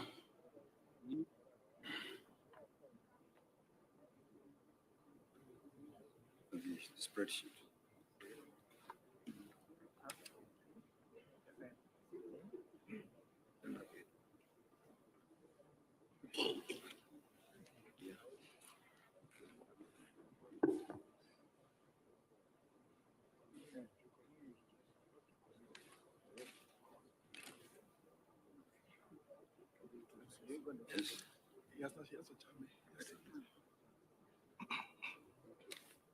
Okay, please, Rek Akwa Ibom, introduce yourself, and the scope should introduce himself and present the result.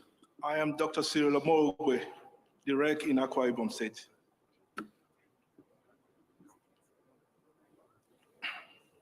My name is Professor Emmanuel M. Adigio, the Vice Chancellor of the Nigerian Maritime University, Okorenkoko.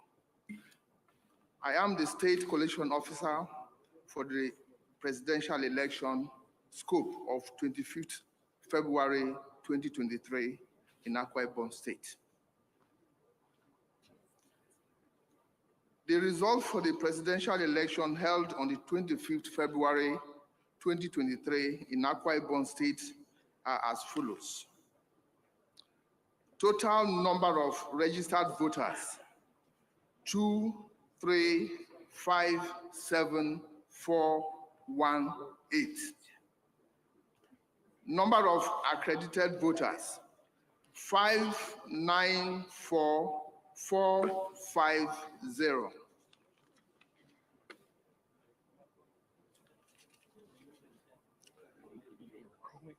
Total number of votes received by the presidential candidate of each of the political parties are as follows.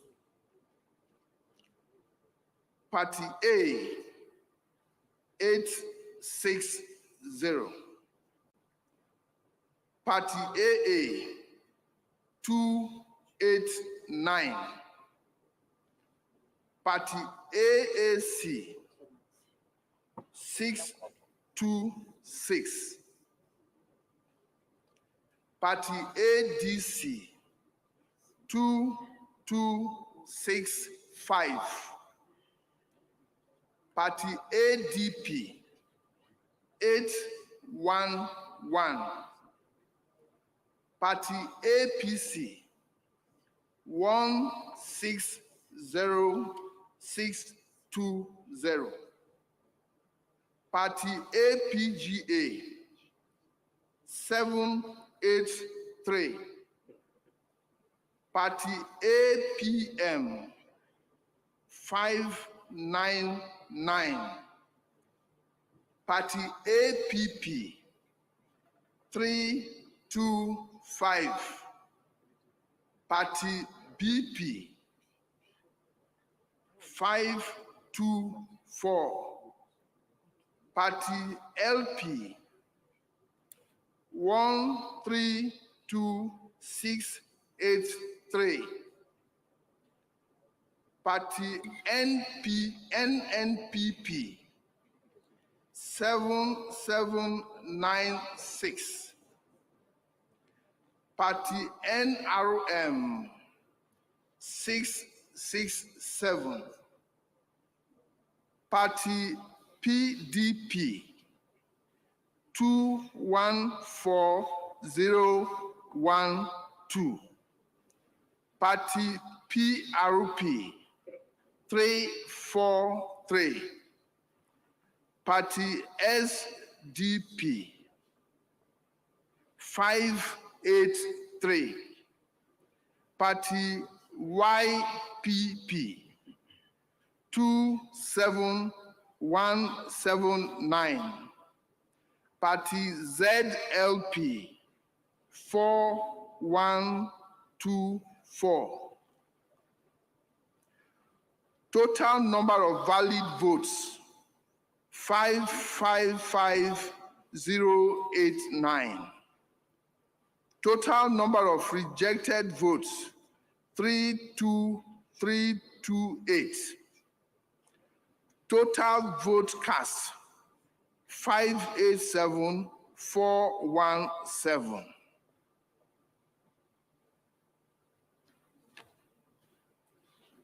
Okay, thank you very much. Any areas where elections were not held or cancelled?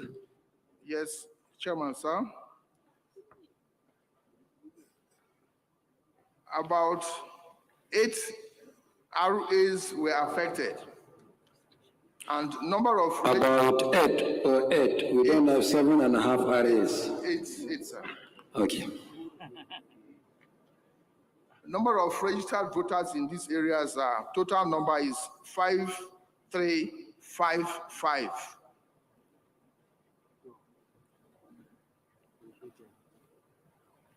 And number of PVC collected, 5112.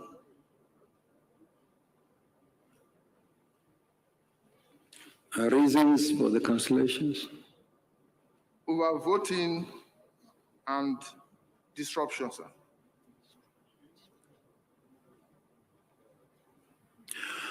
Okay. Party agents, any comments, any observations? Okay, thank you very much, Scope Akwa Ibom. Please step forward and present the results.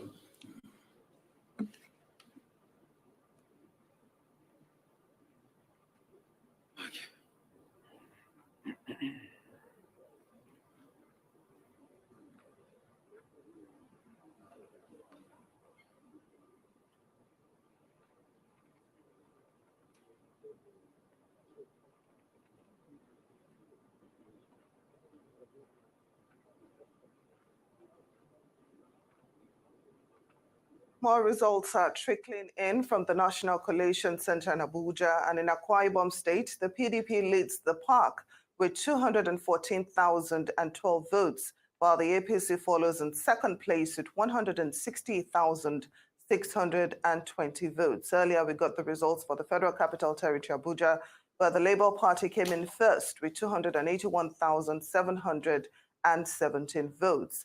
In Benue State, the APC won the election with 310,468 votes, and in Niger State, the APC also came in first with 375,183 votes, while the PDP came second in Niger State with 284,898 votes. Next is Edo State. Edo State.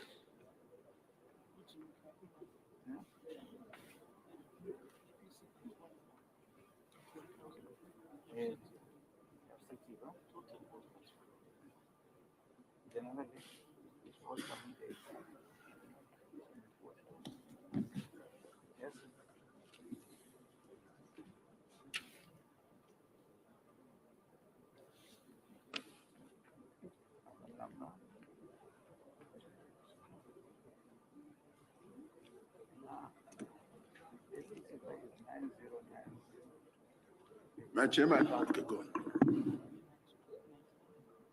Chairman, I'm Obo Efana, resident Electoral Commissioner, Edo State.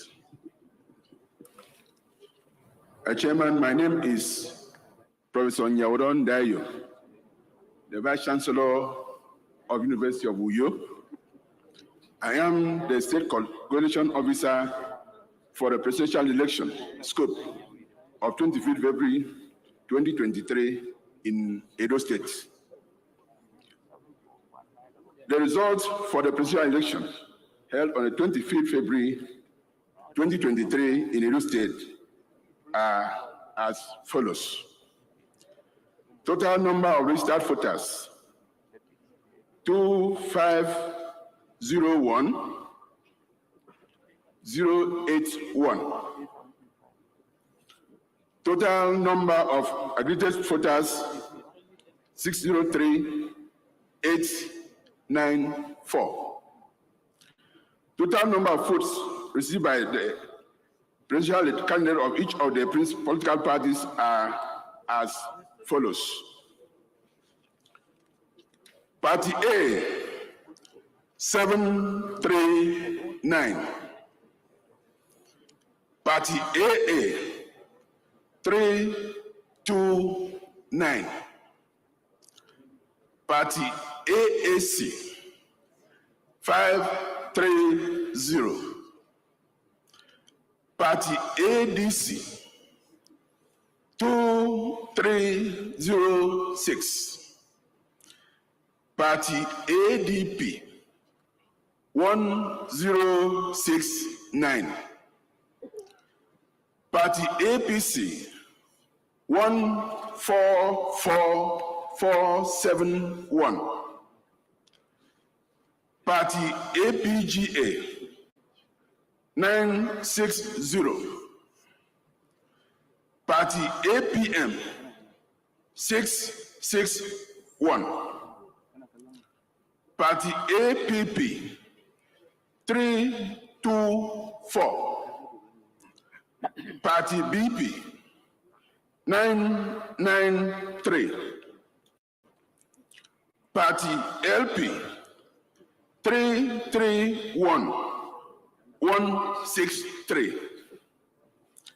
Party NNPP, 2743. Party NRM, 393. Party PDP, 89585. Party PRP, 216. Party SDP, 296. Party YPP, 406. Party ZLP, 4082. Total valid votes, 581,266. Rejected votes, 19,129. Total votes cast, 600,395. Thank you. What about places where elections were either not held or cancelled? Yes, we have challenge issues with the 17 RS. And that amounted to 54 PUS. That's 54 polling units. And the votes involved there is 32208. PVCs collected? It is 32208. PVCs collected, not registered voters.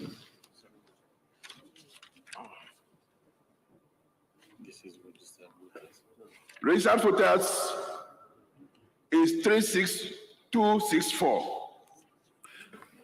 PVC collected is what? 36264. What about registered voters? That's registered voters. Oh, that's registered voters. Yes, sir. 36264. Registered voters. 36264. Yes.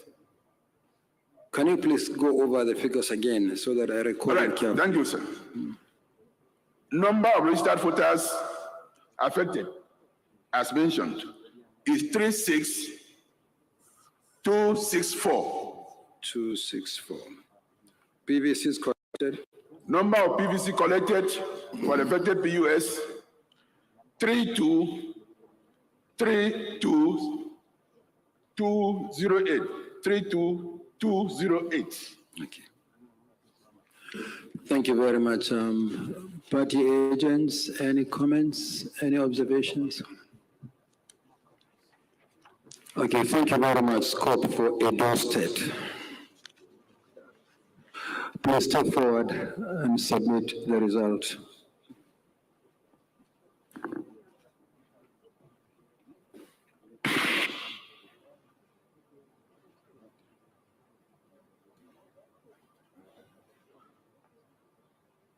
Still watching live coverage from the National Collation Center in Abuja. The last results have been read for the presidential elections in Edo State, with the Labour Party coming in first with 331,163 votes. The APC coming in second with 144,471 votes, and the PDP with 89,585 votes. We await more election results as the day goes by.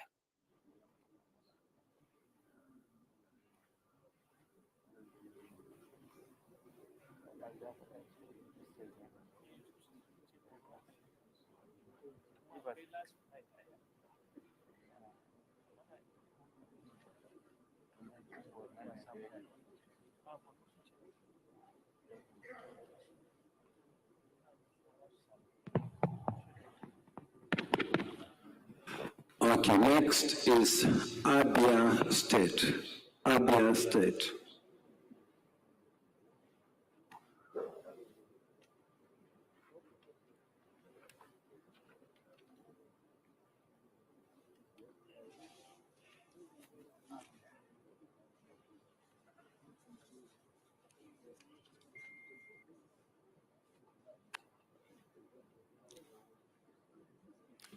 The admin sec, Abia State, please introduce yourself, and the scope should introduce himself and present the results.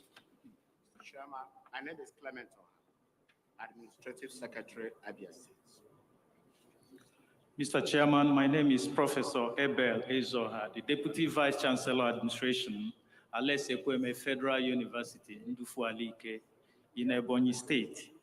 I am the State Collation Officer for the presidential election of 25th of February 2023 in Abia State.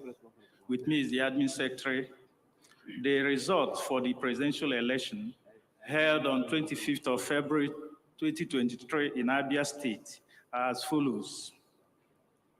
Total number of registered voters, 21,20808. Total number of registered voters, 21,20808. Total number of accredited voters, 384,468. Total number of accredited voters, 384,468. Total number of votes received by the presidential candidate of each of the political parties are as follows. Party A, 213. Party A, 213. Party AA, 109. Party AA, 109. Party AAC, 179. Party AAC, 179. Party ADC, 522. Party ADC, 522. Party ADP, 240. Party ADP 240. Party APC 8914. Party APC 8914. Party APGA 3943. Party APGA 3943. Party APM 608. Party APM 608. Party APP 672. Party APP 672. Party BP 348. Party BP 348. Party LP 327095. Party LP 327095. Party NNPP 1239. Party NNPP 1239. Party NRM 138. Party NRM 138. Party PDP 22676. Party PDP 22676. Party PRP 97. Party PRP 97. Party SDP 144. Party SDP 144. Party YPP 1861. Party YPP 1861. Party ZLP 1039. Party ZLP 1039. Total valid votes 370037. Total valid votes 370037. Rejected votes 11646. Rejected votes 11646. Total votes cast 381683. Total votes cast 381683. Thank you very much, Scope. Any places where elections were not held or cancelled? Yes, we have such cases cutting across 3 local government areas involving 8 RAs and 21 PUs, that's polling units. And the number of registered voters in the affected areas is 43744. Number of registered voters in the affected areas, 43744. And the number of PVCs collected in the affected areas is 27524. 27524. And the reasons are mostly violence and the snatching of electoral materials.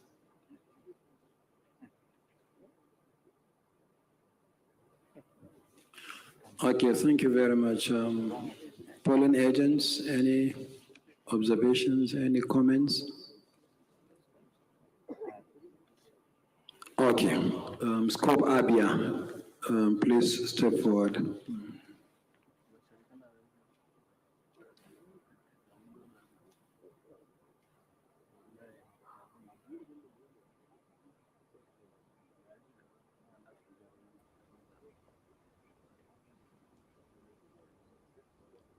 You're welcome,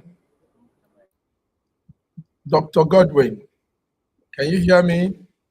Yes, sure, I can hear you. Thank you for Very having good. me.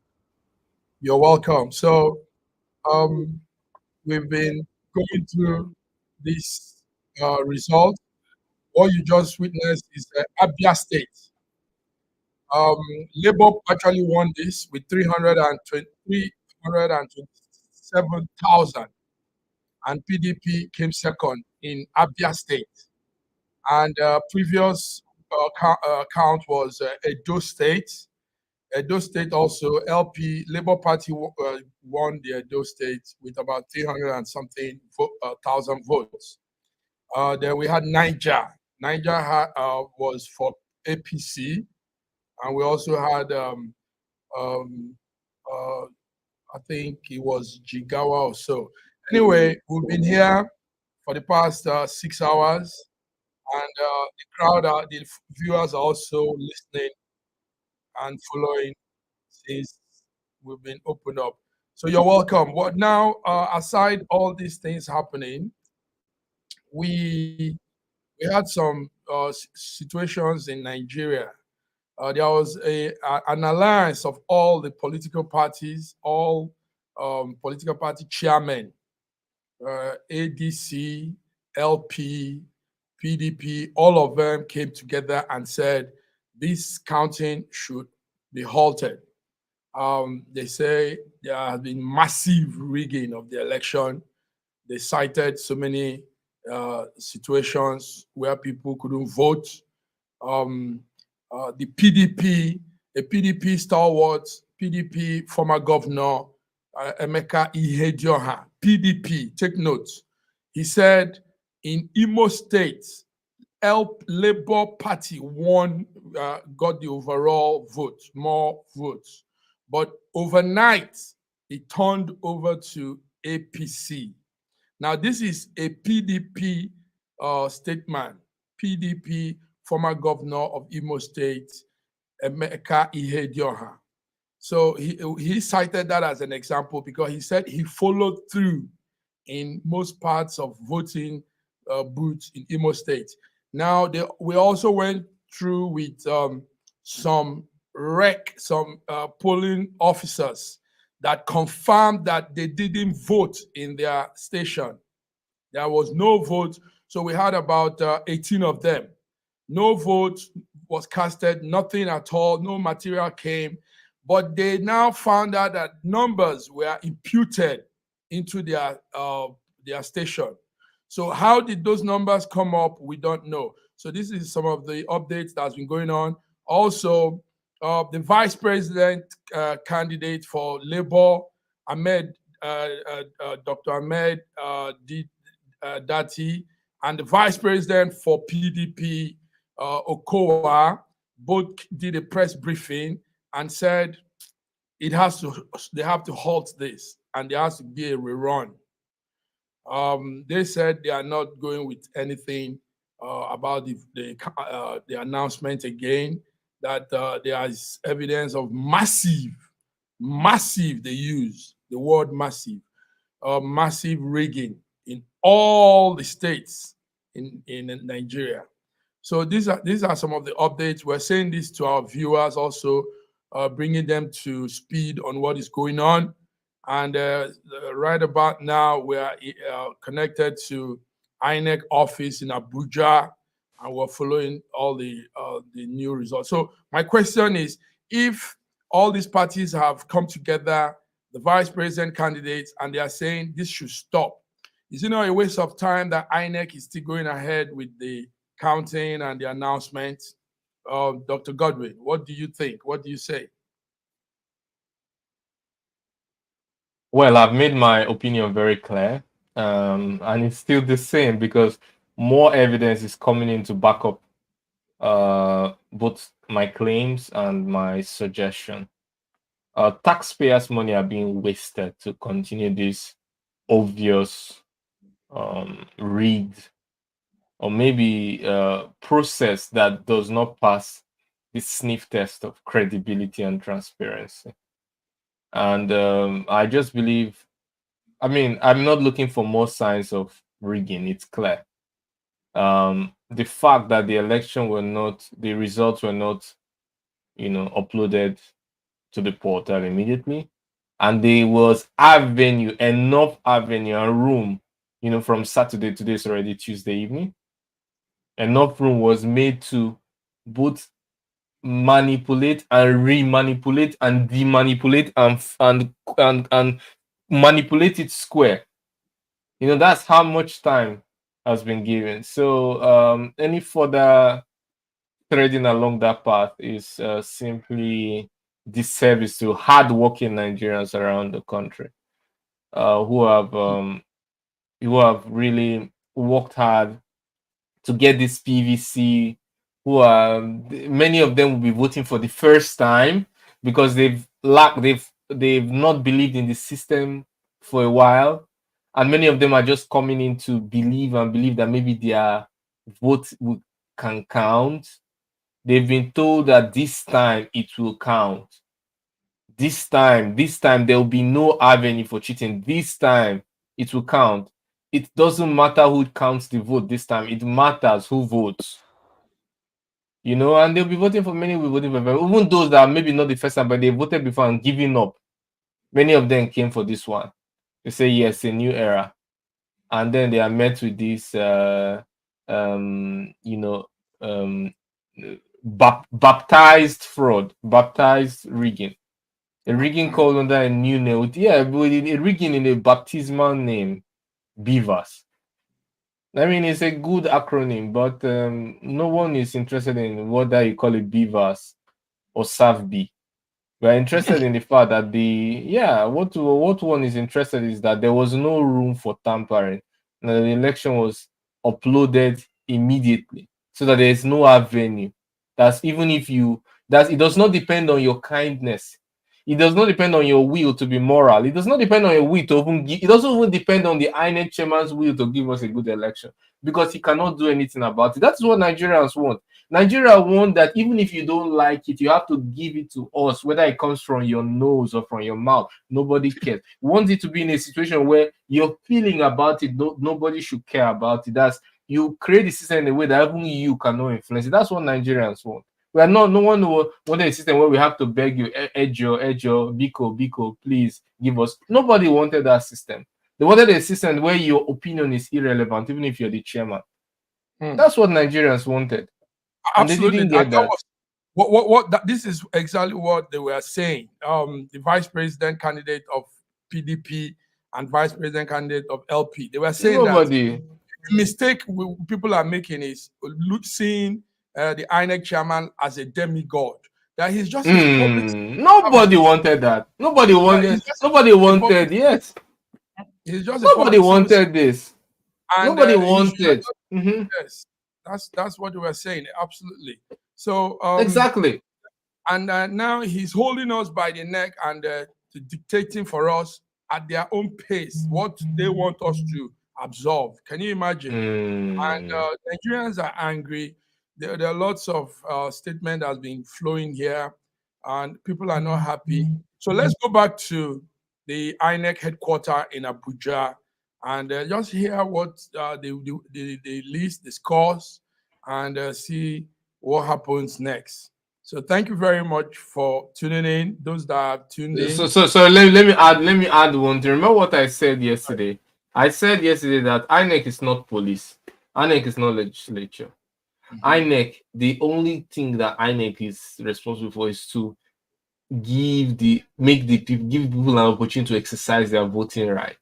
And they would have been forgiven if any other thing went wrong, but not the ability to pass the sniff test of credibility and transparency. That one is not, it's a no-go area. Without that, there's nobody will be talking about INEC. Nobody needs INEC, any other thing. They're not the taxpayer, they're not the nothing. This is their core responsibility. Simple. But the only reason we're talking about it is this core response. So when they're not delivering that core response, what are we talking about? We should be talking about something else. But this is important to Nigerians. Serious matter. Thank you. Okay, so let's go back to the INEC headquarters in Abuja and continue with the votes scores. Thank you.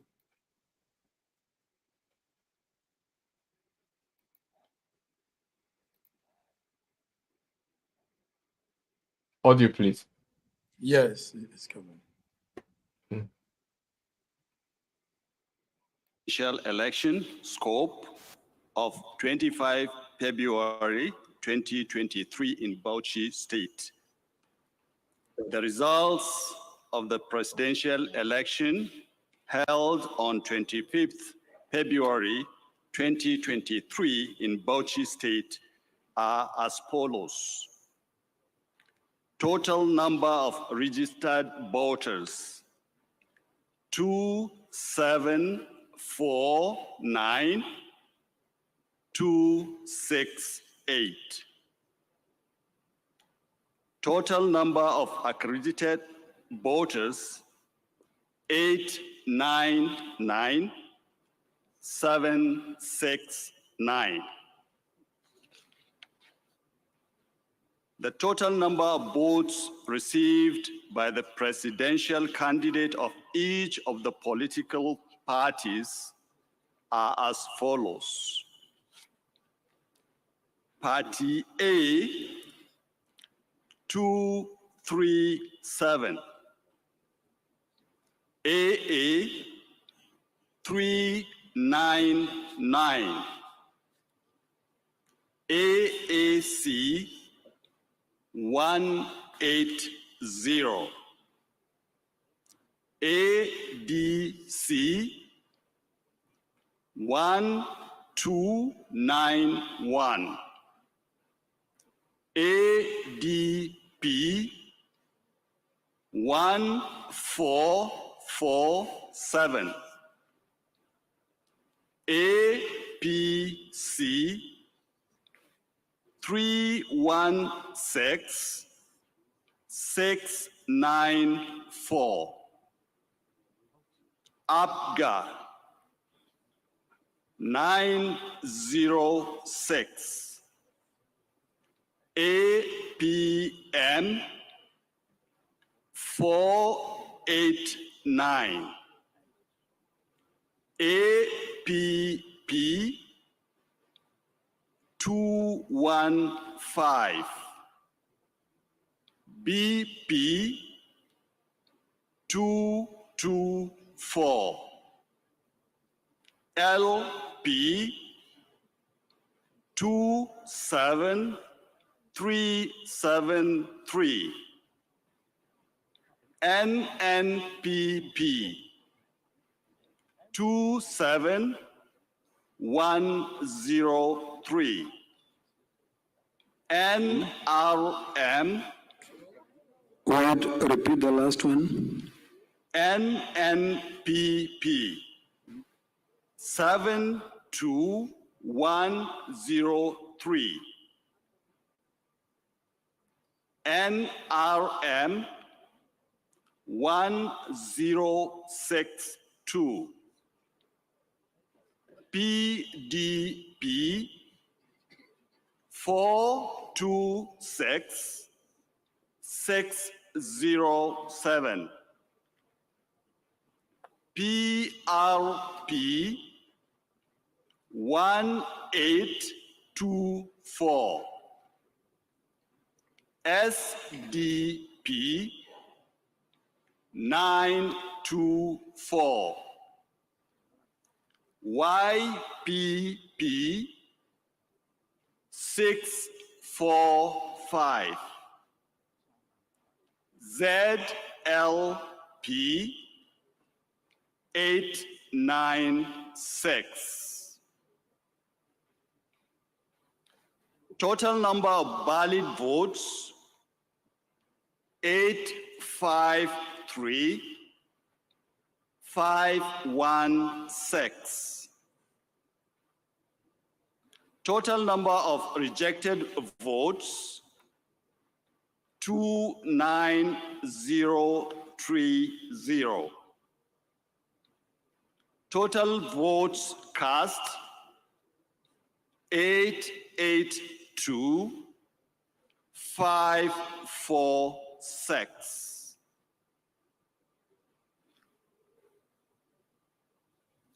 Okay. Any areas where elections were not held or cancelled? Yes, Mr. Chairman. We have cancellation in 9 local government areas involving 32 RAs and 50 polling units. Registered voters? The registered voters affected 32,215. PVCs collected? 30,966.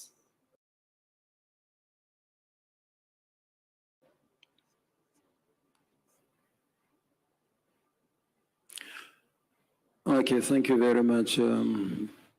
Party agents? Sir, and the reason for the cancellations Okay, yes, reasons for the cancellation. are due to disruptions and overvoting. Distractions? Yes, sir. Or disruptions? Disruptions, yes, and overvoting.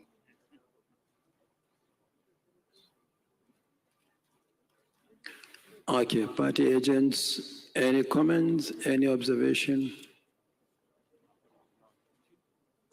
Okay, thank you very much. Please, Scott, step forward and submit the result.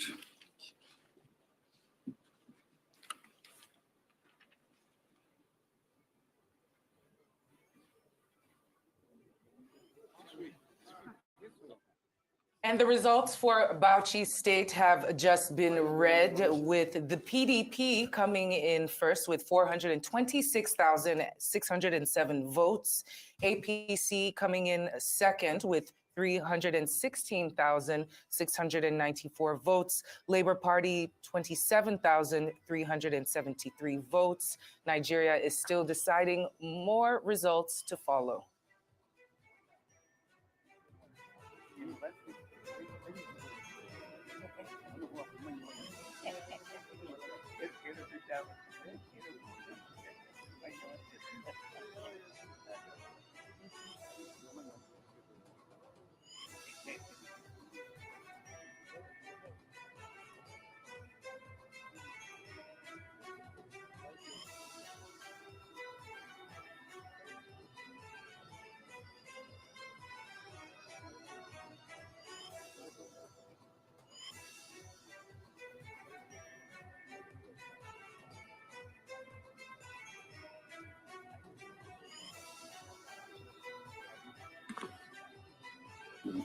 Next is Plateau State.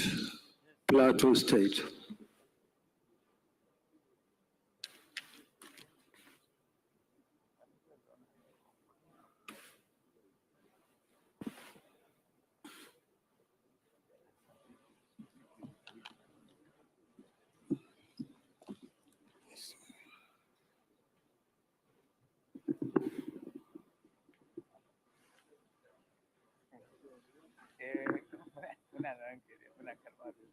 Go ahead, Rick, introduce yourself and the scope. Mr. Chairman, my name is Dr. Oliver Teso Agundu, resident Electoral Commissioner, Plateau State. Oliver what? Teso. Oh, okay. Scope. Thank you, Chairman. My name is Professor Shehu Abdurrahman, the Vice Chancellor of Federal University of Lafia. I am the State Collation Officer for the presidential election of 25th February 2023 in Plateau State. The results for the presidential election held on the 25th February 2023 in Plateau State are as follows.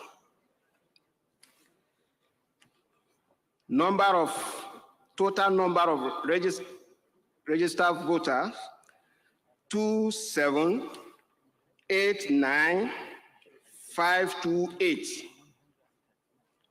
Number of accredited voters, 11,39,5 393.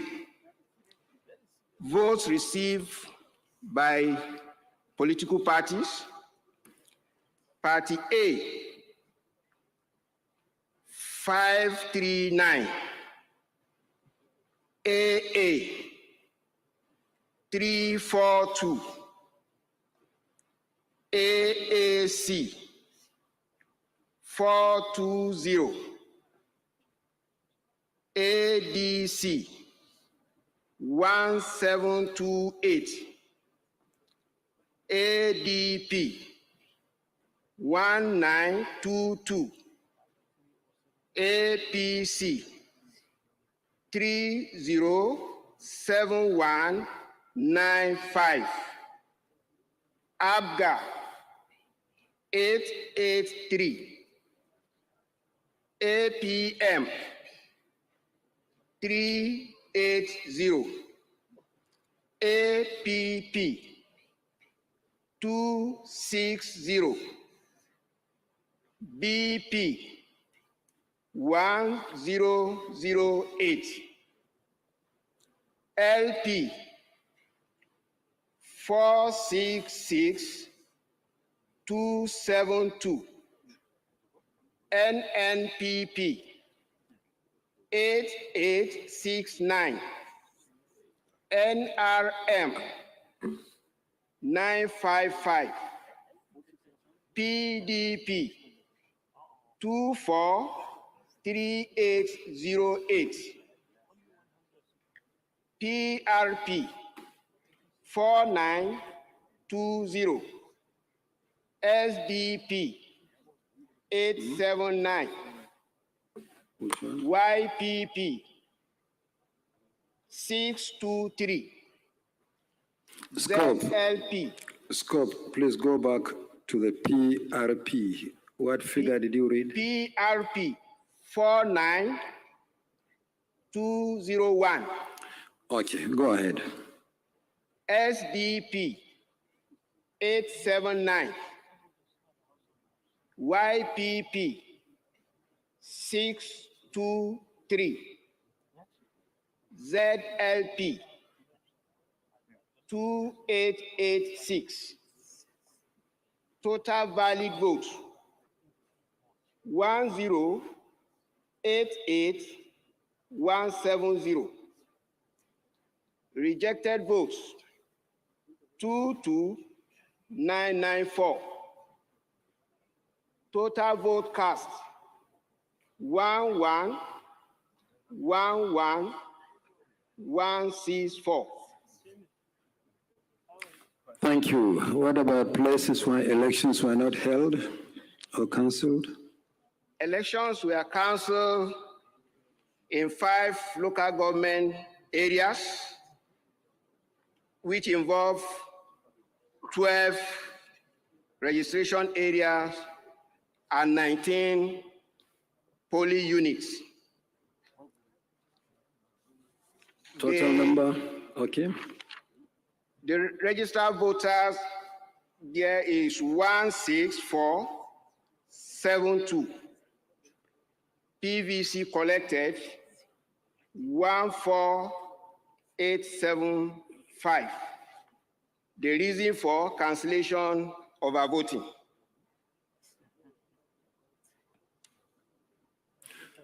Okay, party agents, any comments? Any observations? Okay, Rec and Scope, please step forward.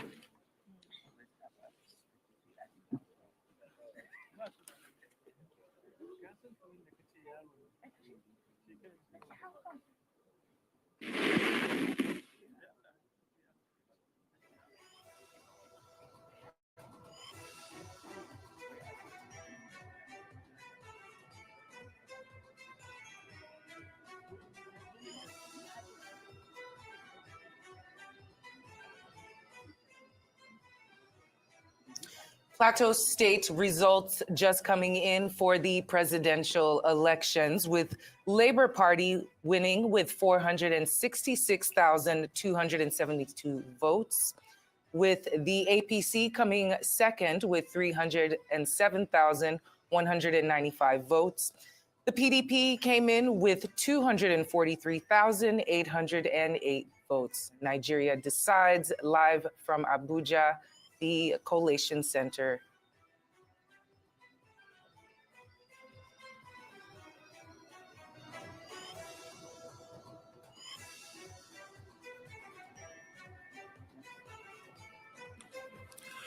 Next is Bayelsa State.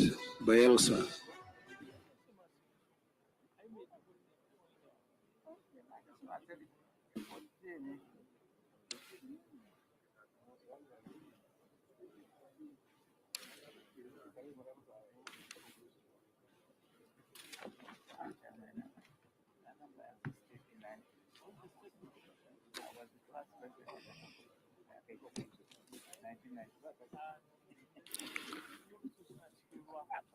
Correct, Bayelsa, introduce yourself, followed by the scope.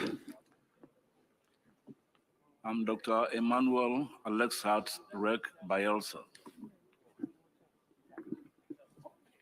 Mr. Chairman, my name is Professor Lilian Imwetinya Salami, the Vice Chancellor of the University of Benin, Benin City. I am the State Collation Officer for the presidential election of the 25th February 2023 in Bayelsa State. The result for the presidential election held on the 25th February 2023 in Bayelsa State are as follows. Total number of registered voters, 1056862. Total numbers of accredited voters, 177,368. Total numbers of votes received by the presidential candidates of each of the political parties are as follows. Party A, 156. Party AA, 22. Party AAC, 56. Party ADC, 589. Party ADP, 152. Party APC, 42572. Party APGA, ABGA, 330. Party APM, 130. Party APP, 96. Party BP, 116. Party LP, 49975. Party NNPP, 540. Party NRM, 125. Party PDP, 68818. Party PRP, 65. Party SDP, 689. Party YPP, 16.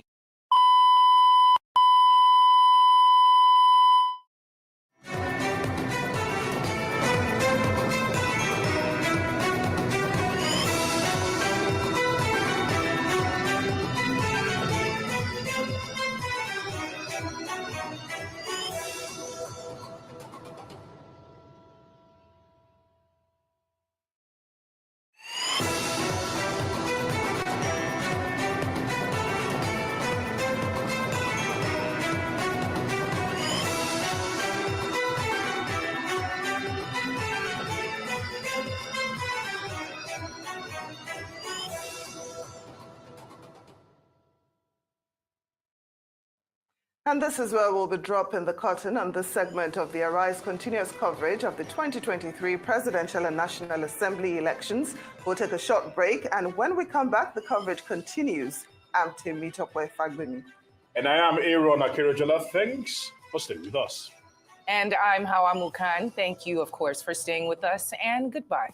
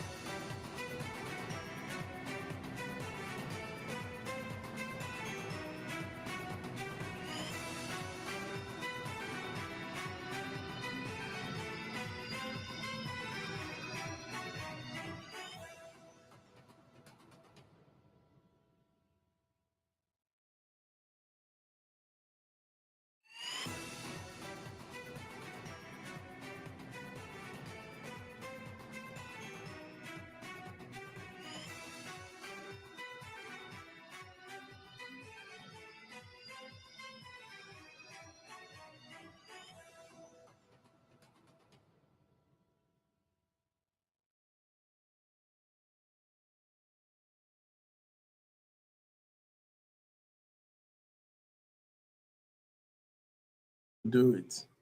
Welcome to the program. You're with Arise News in.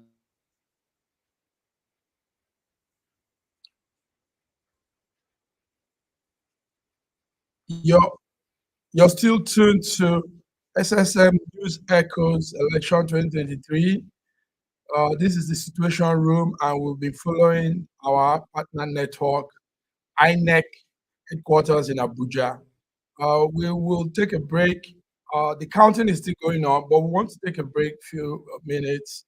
We'll reconvene in the next 45 minutes. So please, viewers, your comments are still coming in, but let's take a break and come back to give the concluding part. If INEC will give us all of the results today, we think it's ideal they do that. This election has stretched too long. Elections result don't linger this long, but this is what they've done. We are on our fourth day now, and we are yet to get all of the 36 states results. But on this note, we want you to please reconvene with us by 6:50 Nigerian time, 6 p.m., 10 minutes to 7 Nigerian time. Thank you for staying tuned. Thank you for all the comments. Thank you for following up. This is that time when we need to stand strong. It's our country, and we will not let anybody. We have the vote. We are the people. We are the ones that determine who leads us. So stay strong and don't get shuddered by any of these situations. Things will obviously improve as time goes on.